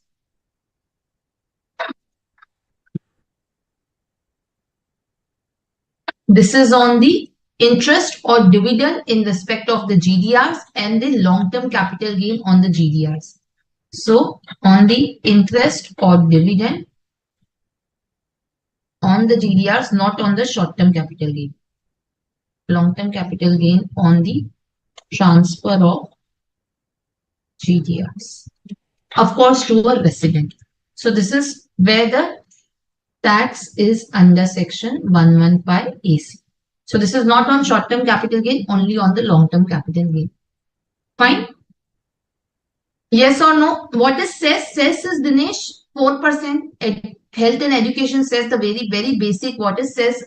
I don't think that's a question anyway, because you are in the last final class almost, and I think you should revise then the basic concepts.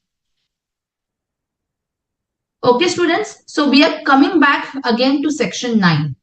So now we have finished the capital gain. We were talking about, if you remember, section 911, the deemed accrual concept, which said that income accruing or arising directly or indirectly through or from any business connection in India, through or from any property in India, through or from the asset or source of income in India through the transfer of capital asset situated in India. So till now we have only done the section 911 and the computation in relation to those income, which is business connection. We did the presumptive, and for the capital gain we did the several provision. Now we are coming to the balance 9-1 sections. Now first one is 912. So just write down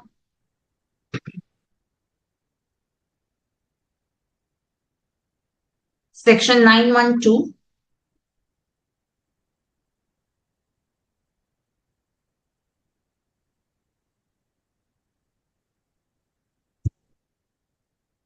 So section 912 is in respect of the salaries. Section 912 is in respect of the salary student. What does section 912 says? So in respect of the salary, section 912 is saying that the salary income shall be deemed to accrue or arise in India in case of a non-resident if it is earned in. So salary, this is 912 and 913, we will both cover over here. This is in respect of the salaries. So first,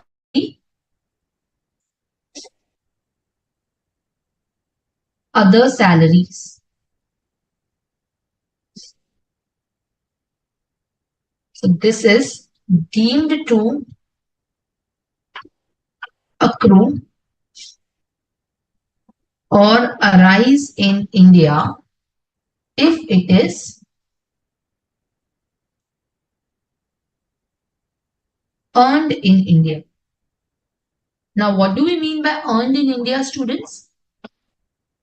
If the services are rendered in India.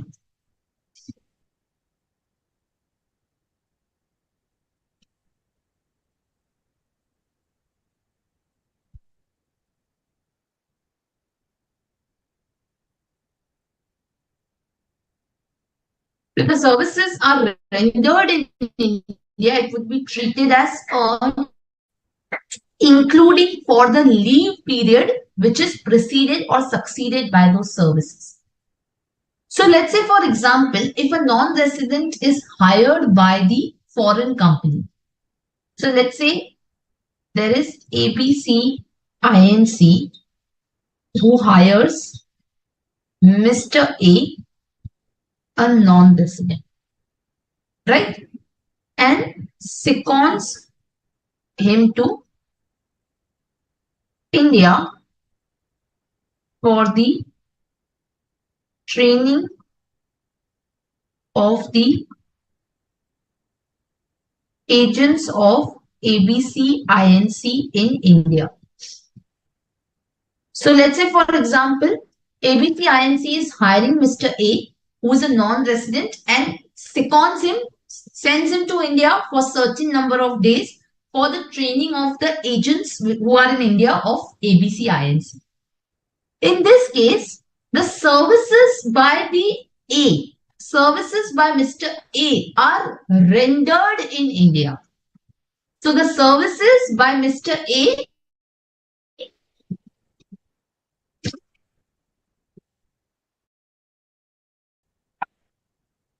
are in India. And therefore, the salary would be deemed to be earned in India. So the salary pertaining to this period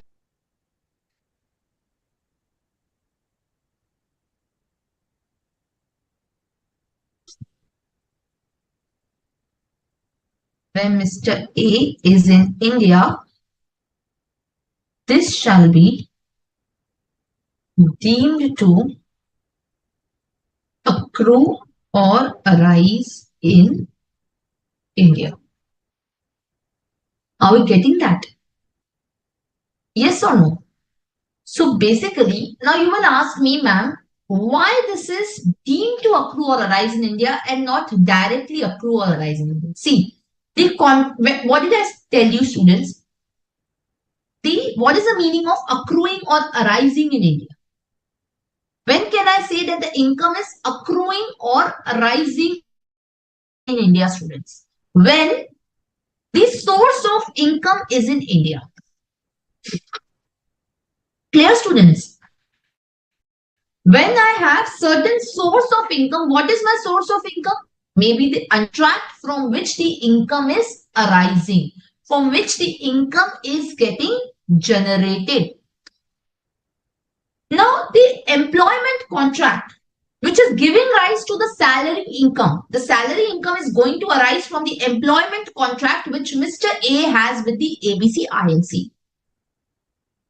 That contract has been entered outside India, students, isn't it? The contract for the salary or the contract of employment, students, has been entered outside India. So where will the income accrue? Outside India. The income is accruing because I am doing the employment for Mr. A. So the salary income is accruing outside India based on my employment contract. But the Act says even if it does not accrue or arise in India, we will deem it to be accruing or arising in India. What are the deeming provisions? That's something which is not there in the law. If I deem that that thing is existing, then the thing shall exist as per the law. If something is not there, but if I deem as per the law that it is there, then the thing will be considered to be is there. So let's say, for example, I say that you are not present here in this room, but I deem because you are attending the lectures online, I deem that you are present in this room. Then it shall be that you are present in this room. Are you getting this particular point? So, here the deeming provision says that if the services are rendered in India, the income of salaries shall be deemed to accrue or arise in India. That is the deeming provision. See, same thing happened under 911 also. Same thing happened under 911. The income from the business was not accruing or arising in India. Because let's say, for example, some activities were carried out by non-resident in India. Only certain activities, because most of the manufacturing, raw material purchase was outside India.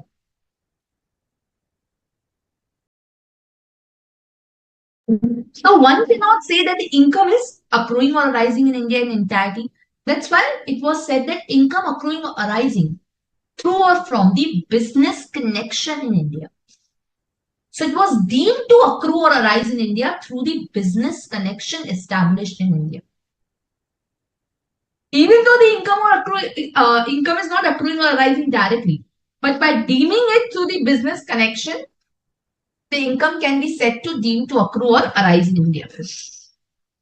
Isn't it? So if you're carrying out the business through the agent who is a dependent agent, then the income will be deemed to accrue or arise in India because that shall constitute business connection. Similar thing was there even in the case of the income accruing or arising through the property in India or through the asset in India. So let's say, for example, the contract of rental may be concluded outside India. Let's say I am a non-resident. I have a property here in India and I want to let it out. So let's say, for example, my friend is there who is also a non-resident and he says, okay, I'm also planning to go back to India or I'm looking the property for my parents in India. Let's enter into a rental contract. You give me the property, I'll pay the rent, and my parents in India will be using that property. Now the contract is concluded outside India for rental. So the income which is arising, the rental income which is arising is emanating from the rental contract that has been entered into. So it is accruing or arising outside India because the contract is signed outside India. But the Act says it will be deemed to accrue or arise in India because the property is situated in India. Isn't it? Or similar case was there in the case of sale of capital asset situated in India, including the indirect transfer. Though the contract for sale may be concluded outside India. Let's say, for example, I am instead of giving the house on rental, I'm selling the house. And as I say, the contract is concluded outside, the contract is concluded. But the Act says no, the capital asset is situated in India. And therefore, the capital gain will be deemed to accrue or arise.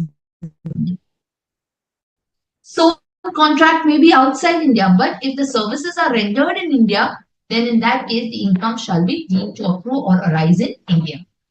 Second is 913. So this is section 912. There is section 913, which is for the government salaries. So salaries by the government. So it says income which is, or the salaries which are payable by government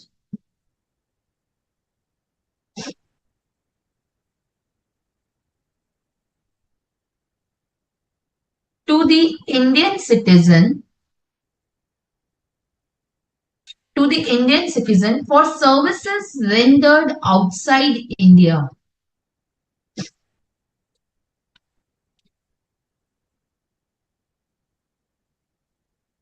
shall be deemed to accrue or arise in India. Shall be deemed to accrue or arise in India. So even if the services are rendered outside India by the Indian citizen to the government of India, but since the payment is by government of India, therefore the salaries will be deemed to accrue or arise in India. So ideally it should accrue or arise outside India because these services are rendered outside India. But since the salaries are payable by the government, so if you're working for if you're working for the government bank, if you're working for any government agency and you are an Indian citizen, the salaries would be, and even though you are a non-resident, the salaries would be deemed to accrue or arise in India. However, allowances and perquisites will be exempt. So, allowances and perquisites paid outside India, these are exempt under section 10(7). So let's say, for example, if you're employed by the Embassy of India, which is situated, let's say, in Australia, and you are a citizen of India, and you receive the salary along with the allowances. So salary will be deemed to accrue or arise in India, even though you are a non-resident. But the allowances or perquisites will be exempt. Allowances or perquisites shall be exempt. Are we clear up till this particular point, students? Yes or no? Any questions? 10(7) is in respect of the allowances or perquisites, Mansha. That is in respect of the allowances or perquisites. Okay? Any questions? Any doubt? Yes or no? Fine.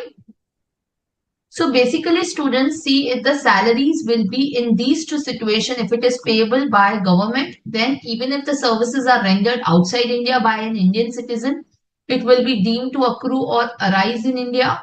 And in the case of the other than this, the salaries shall be deemed to accrue or arise in India only if the services are rendered in India.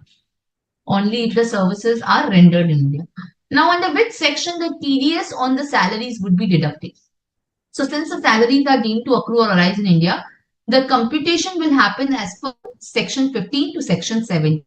The computation for non-resident is not at all different. The computation is not different at all. The computation provision will remain the same for the salaries. There is no change in that. But what about the TDS students? What about the TDS? Yes.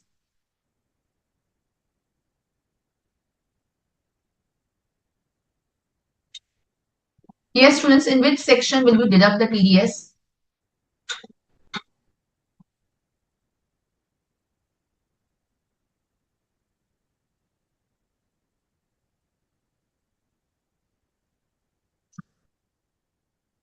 Faster.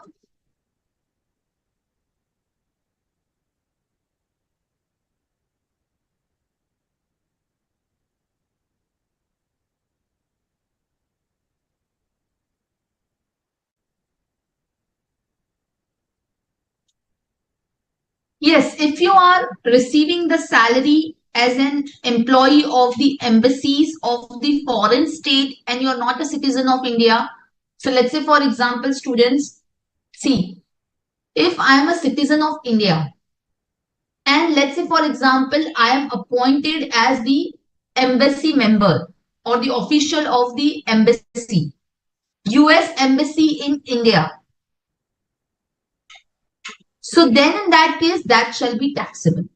Because the services are, so I'm not appointed by the embassy of India in US. I'm appointed by the embassy of US in India. That shall not be the government company or that shall not be the salary payable by the government of India. So in that particular case, there will be the condition that the services should have been rendered in India. Since I'm working in India for the US embassy, I will be having the income accruing or deemed to accrue or arise in India. But let's say, for example, I'm not a citizen of India. I'm not a citizen of India and I'm working for a foreign embassy. Then in that particular case, the remuneration will be exempt. So you can write it over here. Remuneration to individual who is not an Indian citizen. Who is not an Indian citizen receiving from embassy of receiving from the embassy of foreign state. This shall be exempt under section 10(6). This is going to be exempt under 10(6). Clear? Okay. Next exemption in respect of salary is, yes, we are going to talk about the TDS, but I'm just writing the exemption also. Remuneration received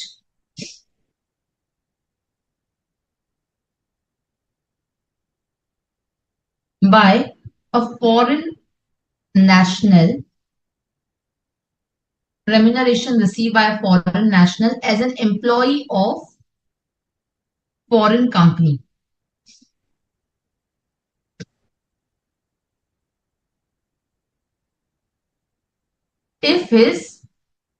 If the following conditions are satisfied. A, foreign company is not engaged in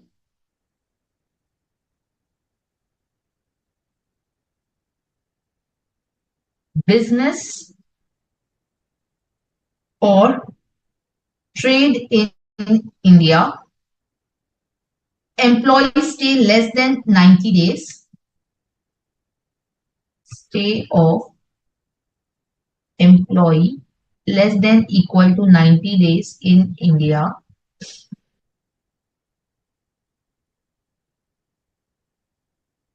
income of employer in India is not after claiming deduction of salary of such employee.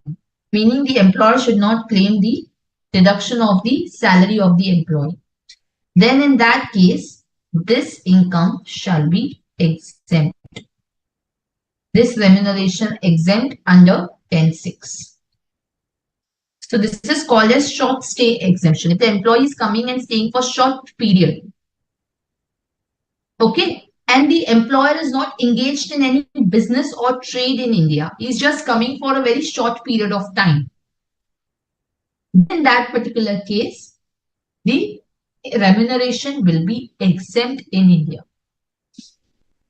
Are we clear? But he should be a foreign national. If he is an Indian citizen, then this exemption will not be applicable. Then this exemption will not be applicable. Are we clear? Or let's say, for example, if the employer is doing the trade in India, then also this exemption will not apply. Or if the employer is claiming the deduction of the salary in India through his business connection or through the P, then in that case, this will not be applicable. Clear? Yes or no? So this is the exemption which is there. Yes or no? Yes? Okay? Fine? Okay. Now, coming to the TDS. Yes, most of you have rightly said it is 192 and not 195. Prerna, it is not on 192 is not only for resident. If you look at section 192 students, Mansha, it will not be applicable under 195. Because why? First of all, let's look at 195. The TDS under 195. It says, any person responsible for paying to a non-resident. Fine. So, recipient should be non-resident. Any interest or any other sum chargeable under the provisions of this act, not being income chargeable under the head salaries. So students, I am taking you towards the section where provision. What it is saying is, any person responsible for paying to a non-resident or to a foreign company, fine. Any interest which is other than the 194 LB, LC, LD, or any other sum chargeable under the provisions of this act, not being income chargeable under the head salaries. So meaning salaries goes out of 195 students. So now if you go to 192,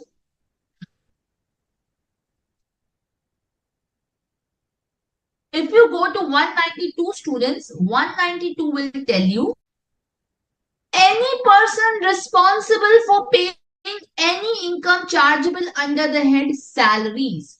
It doesn't say it is only applicable to residents. It nowhere says like that. 192 is not only applicable to the resident students.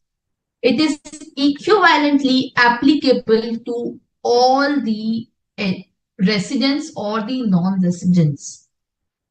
Because 195 is clearly saying to me that you don't go under 190, you don't come under 195. Okay. So therefore, 195 will not be applicable in this situation. It is 192 which shall apply over here. So TDS on the payments to the non-resident of the salaries will be under 192. Are we clear? Yes or no? Is this clear? Okay. So then the TDS shall be at the slab rates, which is at the average rate of tax. Okay. Now, when the salary is payable in foreign currency, it's quite possible that the salary may be paid outside India. It may not be paid even in the Indian account. So just like if you remember, I told you an example when we started with the residential status and the scope of total income. I said some of the employees who become non-resident for the matter of convenience, they take the salary in the Indian account, but it will not be considered that the receipt here is in India. And if you remember, there was CBDT circular also in respect of non-resident seafarers, right? That the salary will not be considered as received in India just because it is received in the Indian bank account. Similarly, the employees who are coming to India, for the matter of convenience, they may take the salaries in their bank account in the home country. So the salary is payable in foreign exchange. If the salary is payable in the foreign exchange, what will be the exchange rate that you will consider? So for that, Rule 115 gives us the exchange rate, which is the telegraphic transfer buying rate as on the last day of the month, immediately preceding the month in which the salary is due. Okay, just write down over here now. Let's write down.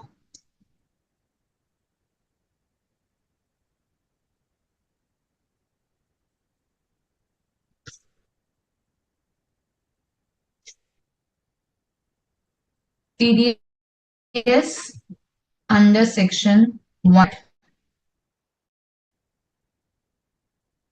average rate of tax. If salary payable in foreign exchange, then rate as per rule 115, which is the telegraphic transfer buying rate as on last day preceding the month where salary is due. Okay. In that case, also the salary will be, the TDS will be deducted even if the salary is paid in the foreign exchange. That is section 1912 and 913. Now, section 914, 915, and 916. Sorry, not 914. Sorry, first we are dealing with section 914, which is the dividend. Now, in respect of dividend, when will the dividend be deemed to accrue or arise in India? So the Act says that the dividend will be deemed to accrue or arise in India if it is payable by the Indian company. And if the dividend is outside India, the dividend will be deemed to accrue or arise in India. So just write down over here.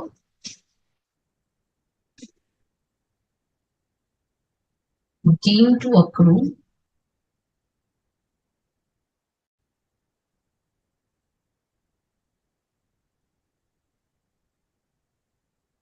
or arise in India. It shall be deemed to accrue or arise in India if payable by Indian company outside India. If it is payable by the Indian company outside India, then in that case, the dividend shall be deemed to accrue or arise in India.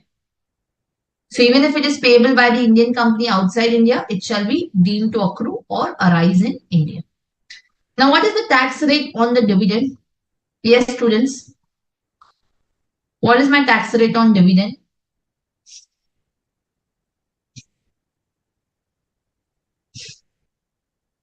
Yes.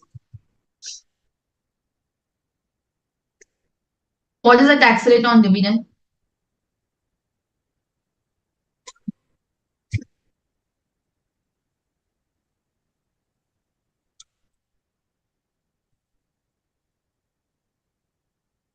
Yes, students, faster.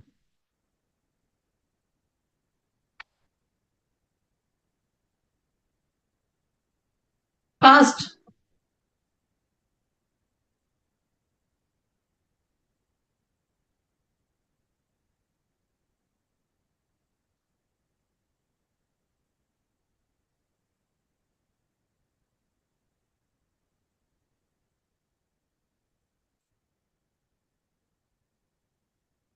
What is the tax rate on dividend, students? Faster.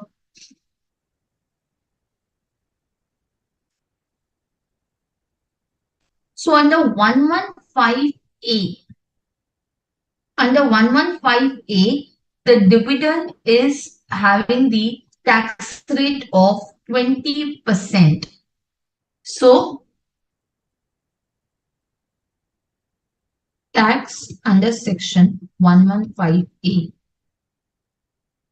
20%, and if received from unit in IFSC, then it shall be 10%. This is on the gross basis under 115A. Fine. So dividend which is there is taxable at the rate of 10% if it is IFSC unit. If it is other than that, it's 20%. And if it is dividend income of a business trust which is received or receivable from a remember the SPV, if it is not exercising the option to pay the tax as per 115BAA, then in that case the dividend is taxable in the hands of the unit holders.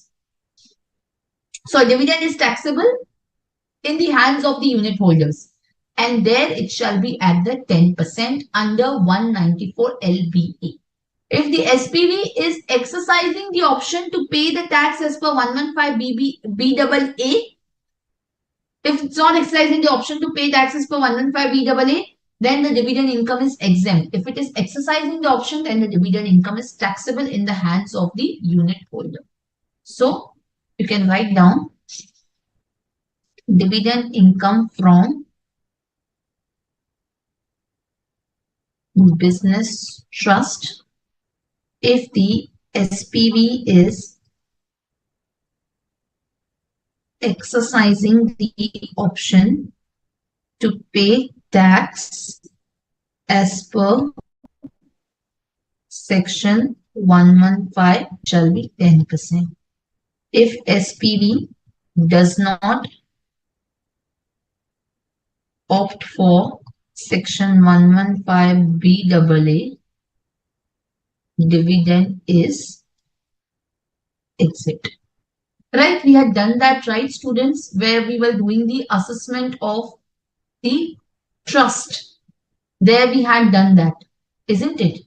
So taxation of trust, if you remember the business trust that we have done for the REIT. I'll take you just quickly for a recap.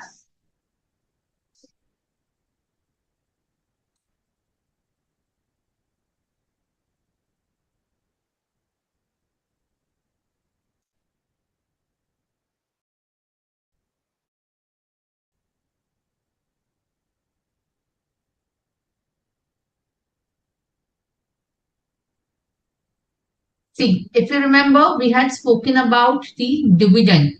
Dividend is exempt where the SPV has exercised the tax rate under 115BAA. Then dividend is taxable under 194 LBA at the rate of 10%. If you see, we have done that.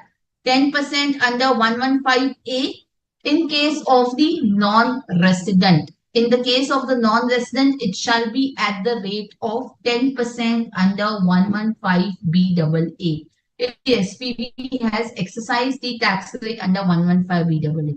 In case it has not exercised, then in that particular case, it shall be exempt in the hands of the unit holder. Isn't it, students? So that we had all clear. This is taxable at the gross basis. Yes or no? Any question? Any doubt? Okay. Okay, let's move on next towards the 915, 916 and 917.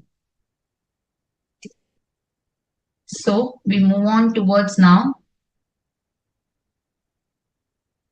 915, 916, and 917. All the three we are going to do together. They are more or less same. The accrual rule is more or less, deemed accrual rule is same for all three of them. So therefore, we are going to do it together.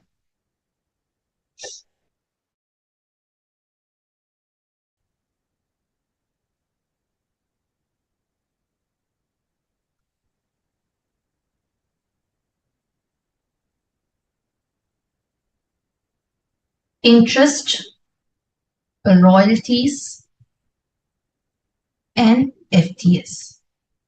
These will be deemed to accrue or arise in India. This is section 915, 6, and 7. Okay, so interest, royalties, FTS accrue or arise in India. This is dependent on who the payer is. So, dependent on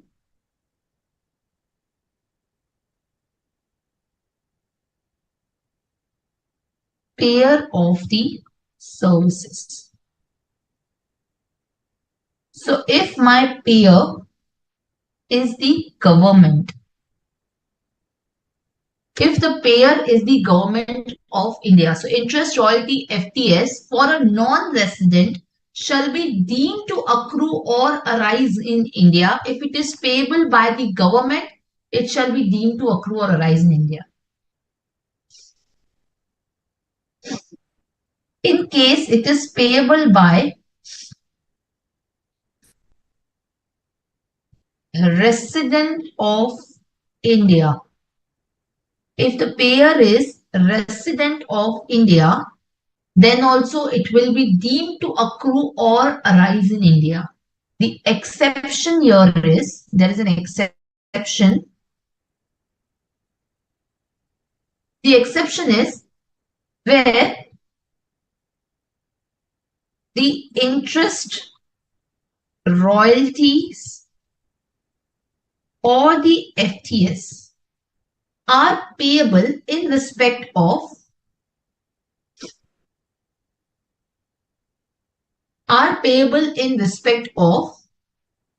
business or profession carried out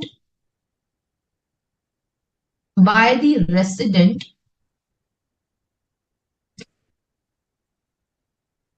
outside India. Carried out by the resident outside India or for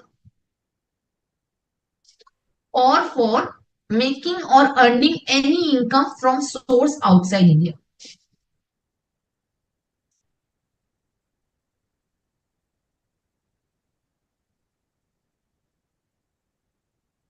Any source of income outside India.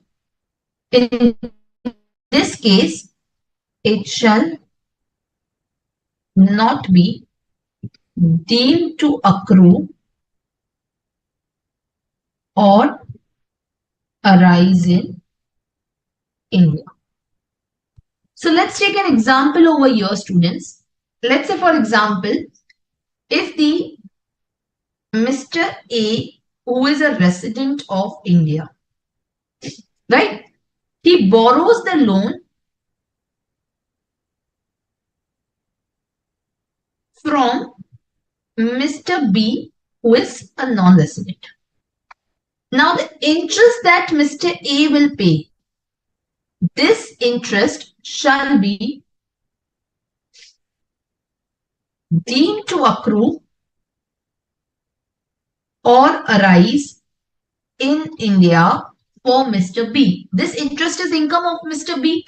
So this income of Mr. B, which is interest income or royalties or FTS, shall be deemed to accrue or arise in India if it is payable by either Mr. A or who is a resident of India, if it is payable by a resident of India or by the government of India. Are we clear? So in this case, if let's say for example, instead of interest, Mr. A is paying royalties on certain licenses that Mr. A has taken from Mr. B, or Mr. A it has taken certain technical services from Mr. B for which he is making the payment. So Mr. B, if he is receiving the payment from a payer who is a resident of India or the government of India, then the income will be deemed to accrue or arise in India. The exception has been created. If let's say for example, Mr. A, who is a resident, borrows the funds which he utilizes for the business in Europe.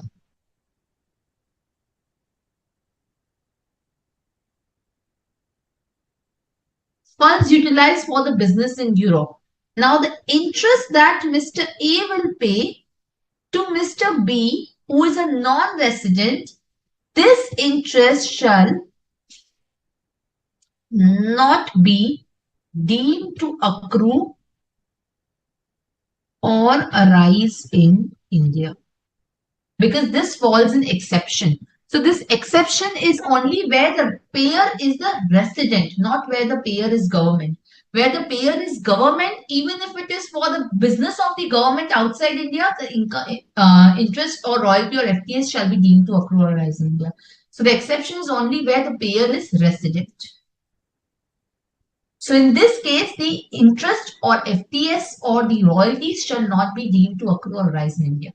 Or let's say, for example, Mr. A has taken certain installation, technical, drawings, design service, whatever, for his business outside India, then in that case, the FTS shall not be deemed to accrue or arise in India because it falls in exception.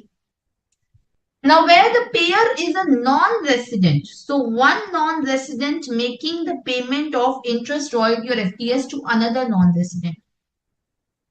This shall be deemed to accrue or arise in India if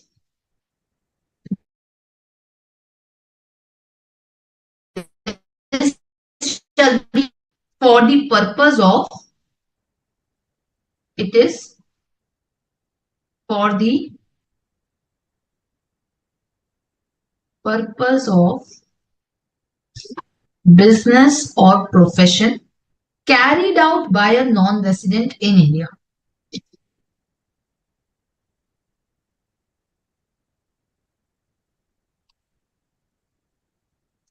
Carried out by a non-resident in India.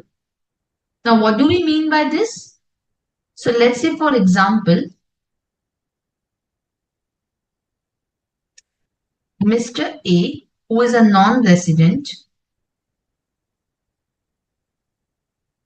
borrows the funds from, let's say, a USA bank for the purpose of business in India. So he makes the interest payment. So let's say he utilizes the funds or he utilizes the technical services or royalties for his business in India. This shall be deemed to accrue or arise in India for the USA bank. So interest payment is the income of USA bank. So this interest, royalty or FTS shall be deemed to accrue or arise in India, even though the payment is being made by one non-resident to another non-resident students. But if it is for the business or profession carried out in India, then it shall be taxable or deemed to accrue or arise in India. Clear? Mansha, exception means I explained it that if the loan is borrowed by a resident for earning any income outside India, yes, you're right. Then in that case, the income, interest, royalty or FTS shall not be deemed to accrue or arise in India. Yes. Now, what is the meaning of interest? Interest means any interest or the financial payment which is made on the money borrowed or debt incurred, including any service fee, any other charges which are in respect of the credit facility which has been taken up. So that is the meaning of the interest income. Then in respect of the even interest, So then one issue arises. Then let's say, for example, if the branch is there or the permanent establishment of the foreign company is there, which is my foreign company. Now, this branch has borrowed the funds and it is making the payment of interest. Now the question arises, let's see, branch is the part of HO only. Branch is not a separate person. Is branch a separate person? Answer is no. Branch is the part of the HO only, right? When you prepare a consolidated financial statements, you will not add the branch as a separate entity. It's a part of the same entity. So the internal transactions get cancelled off when you prepare the entire accounts. So the question arises, when the branch is making the payment of interest to the HO, whether the interest can be said to be deemed to accrue or arising. So the explanation has been introduced under 915, which says that only in case of a banking company, any interest payable by the P to the HO shall be deemed to accrue or arise in India. And it shall also be hands of the P. Attributable to the activities carried out in India or the profits attributable to the PE in India to tax the business profits in India. So when you calculate those profits, obviously you will get the interest deduction. For this limited purpose, explanation says that PE shall be deemed to be a person separate and independent of the non-resident HO. Are we clear? Further, the P has to deduct the TDS also on the interest payable. Otherwise, non-deduction of TDS will result in disallowance of the interest. So just write it over here. In case of non-resident engaged in banking business, the interest paid by the P to the HO shall be deemed to accrue or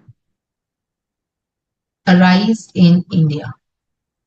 Deemed to accrue or arise in India, because otherwise this is like payment to self only, right? But this provision says it shall be deemed to accrue or arise in India. The branch is treated or deemed to be separate and independent from the HO. Branch allowed as deduction of interest expense. Okay. And branch is required to deduct TDS. Non-deduction of TDS will result in disallowance of 100% of interest expense, right? It's not 30%. 30% is for residents under section 40A1. Fine. Is this clear, students? Any question till now? Yes, any doubts, any question? Mansha, why provision specifically emphasis on PGBP and any other income separately for residence exception? Just to say that in case you're carrying out the business outside India, you're utilizing those funds for the business outside India, then that particular income shall not be deemed to accrue or arise in India. So it's not only on PGBP, it also says any other income. It says any income from any source outside India. Mansha, of course, any source outside India will exclude the business controlled from India. You're right. Because the business controlled from India will be in Indian sourced. Okay, you're right in that sense. Okay, any questions, any doubt? Yes, students. Okay, now coming to the interest rate, the taxability of the interest rate which is going to be there, students. So the interest shall be taxable again under 115A. The interest is taxable under 115A. So what is the taxation which is given under 115A? Okay, so just write down.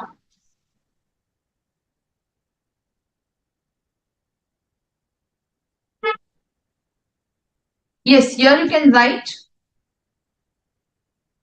deemed to accrue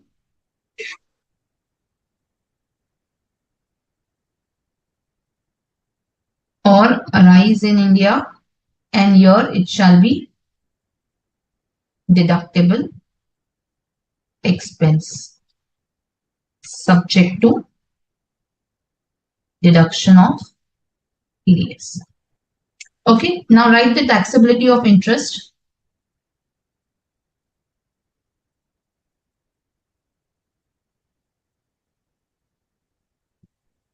Taxability of interest.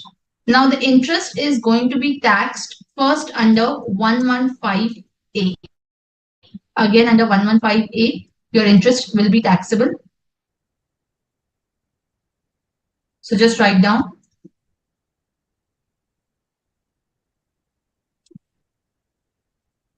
So the interest rate of taxation shall be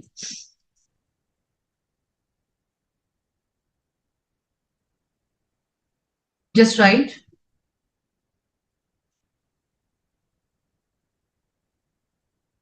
first is interest under 194 LD.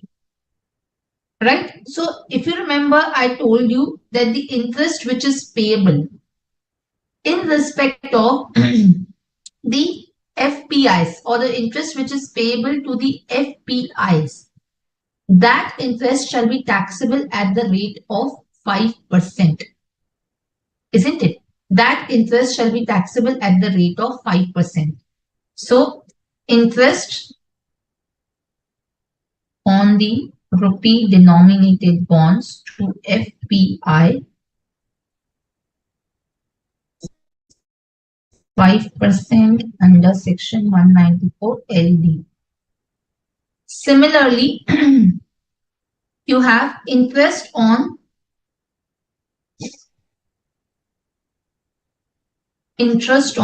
the money borrowed by Indian company or business trust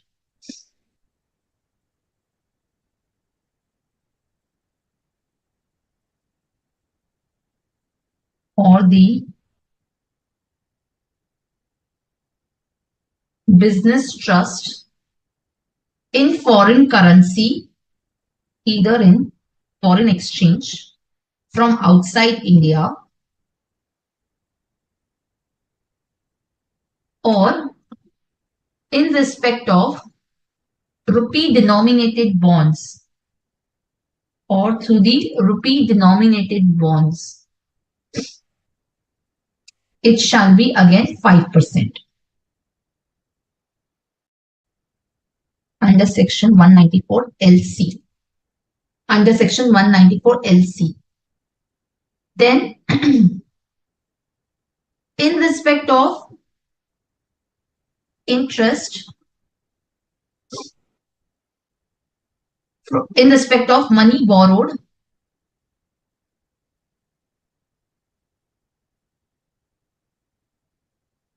interest on money borrowed from by way of issue of long-term bond or rupee denominated bond, bonds or rupee denominated bond listed on IFSC, listed on a recognized stock exchange in IFSC, it shall be 9% under 194 LC. It shall be 9%. Infrastructure debt fund. Interest on infrastructure debt fund. This shall be again 5%. This shall be 5%. Then every other interest shall be at the rate of 20%. Just like your dividend.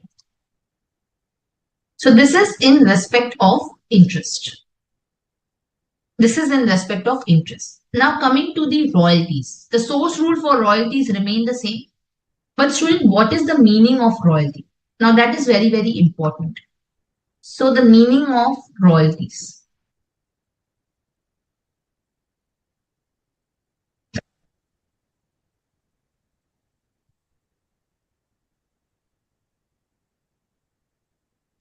This is defined again under section 915. Now, what do the royalties mean? Okay, students, one last point with respect to interest. You can just write down interest on NRE accounts is exempt. What is NRE account? Non-resident external account. So a non-resident has a non-resident ordinary and non-resident external account. You read under FEMA laws, right? Interest on NRE account is exempt for a non-resident under FEMA. Okay. Now, what is the royalty? Meaning of royalty. So the meaning of the royalty means, now it's a very, very comprehensive definition, students. It's a very, very comprehensive definition. Now, what does the meaning of the royalty implies? Okay, so just write down. You don't need to remember the definition, but just remember the points that could get covered under royalty. So transfer of all or any rights. Transfer of all or any rights in respect of patents, invention, any model, design,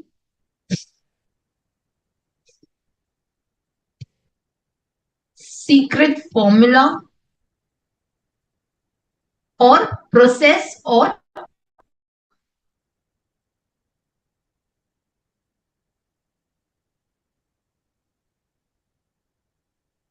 a similar property. So in respect of these intangibles, if any right is transferred, so transfer of all or any rights in respect of the patent, invention, model, or whatever, these basically intangibles I will call it. So let's say, for example, I have developed a patent.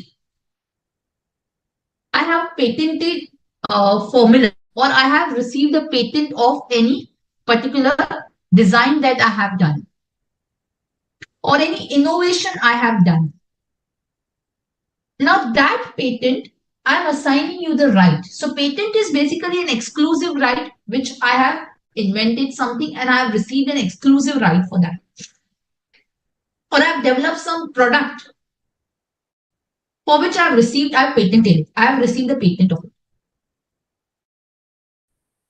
To use that particular product, or to use that patented product, or to use that patent, right? So therefore, or to use that design. So I'm giving you any right in that design. So to, let's say, for example, I've developed some logo and I've received a trademark for that. Now I am assigning you the right to use that same logo besides your name also.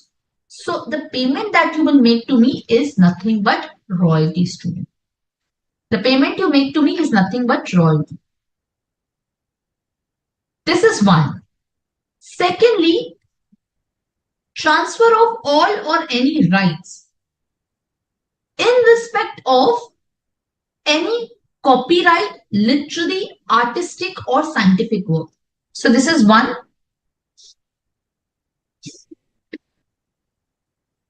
This is A. or transfer of all or any rights in respect of any copyright or literary or artistic or scientific work.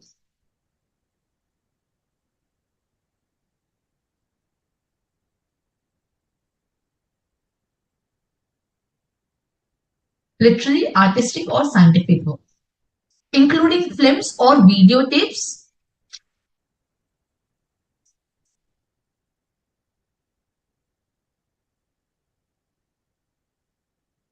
videotape for filming or broadcasting, radio broadcasting. So let's say, for example, I have a copyright. Let's say I have I have a picture, I have made a film and I've copyrighted it so that nobody can reproduce without my consent. So let's say these film producers, first they run the film into the theaters. And then immediately after a few months, once the film is off the theater, then you receive or you can view it on the Netflix, Prime or Disney Hotstar. So the film producer is giving the copyright to Netflix. So the payment by Netflix to the film producer is nothing but royalty. Is nothing but royalties. Isn't it? So that is the another example. Third one. Imparting of any, or first you write down use of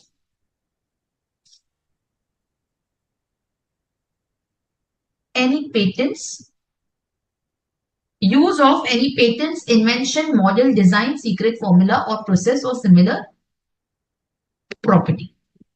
So same point, I don't have any right to reproduce that,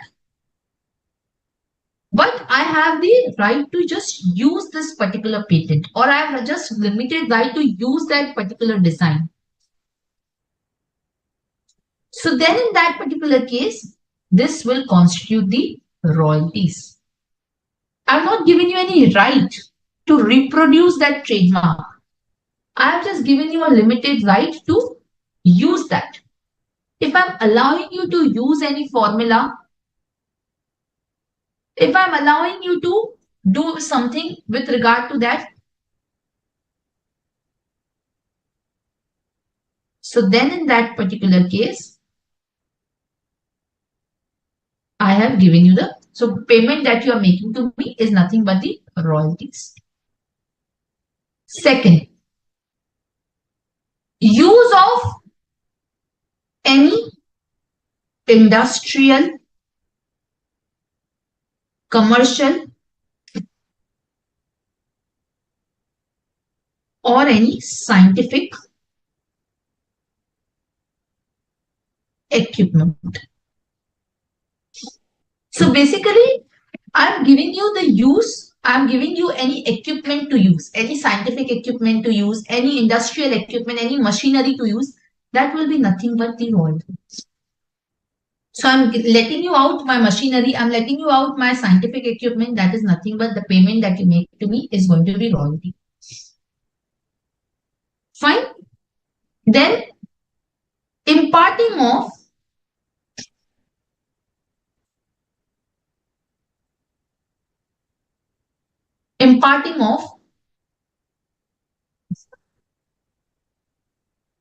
any information. So I'm passing you the information concerning working of or use of any patent, invention, model, design, secret formula or process. So basically, I'm not giving you the use or right to use. I'm not giving you any right in that patent, nor I'm allowing you to use that. But I am giving you the information as to how would you use that. So even the payment for that imparting of that training or imparting of any information concerning the working or the use of the patent, invention, model, design, secret formula or process will also constitute the royalty. shall also constitute the royalty. Are we clear?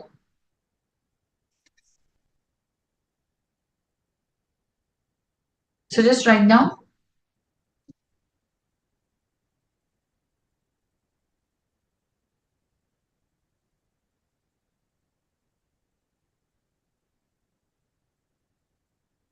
It gets hanged when I just try to paste it.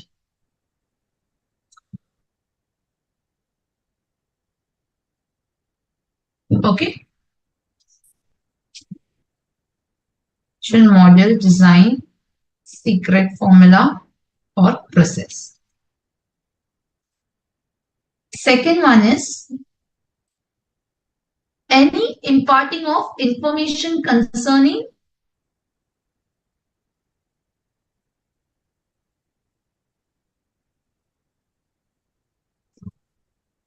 any imparting of any information concerning technical, industrial,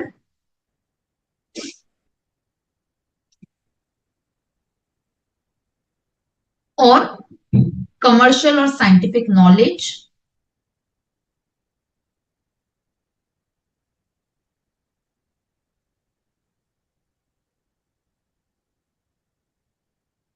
or experience or the skill.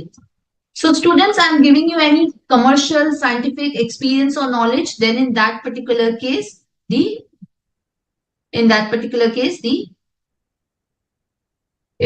payment will constitute as the royalties. The payment shall constitute the royalties. Fine. So this is the definition of the royalty.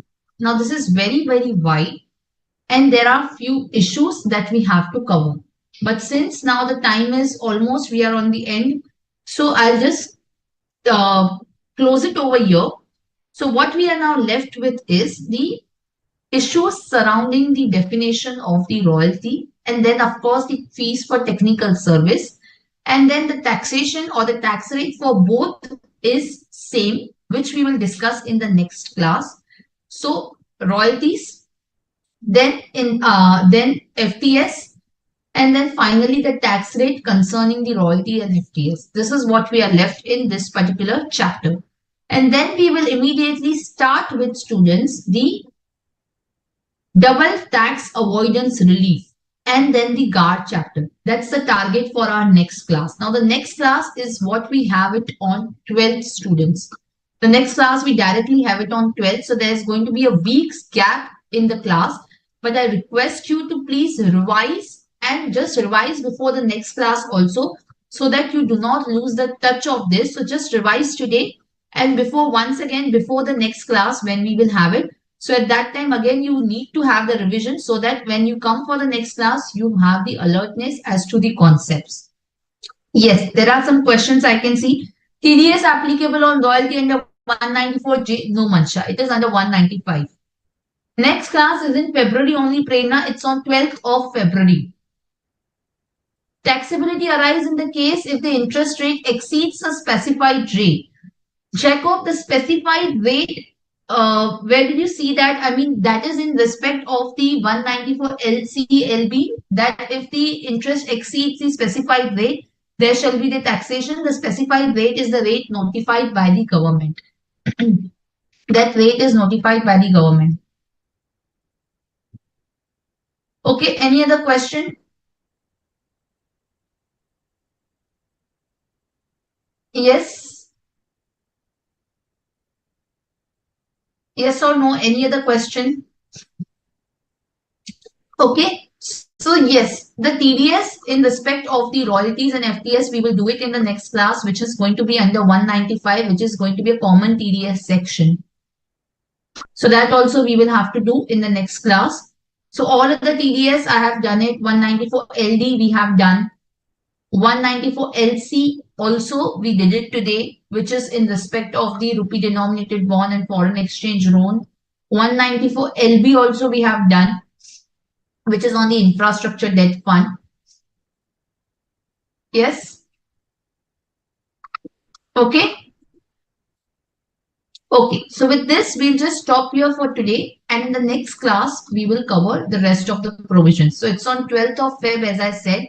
In between, you do not have classes for DT, and that shall be the final class, students. That shall be the last class. So do not miss attending that. That shall be the final class. Okay. So thank you so much. We meet in the next class, students.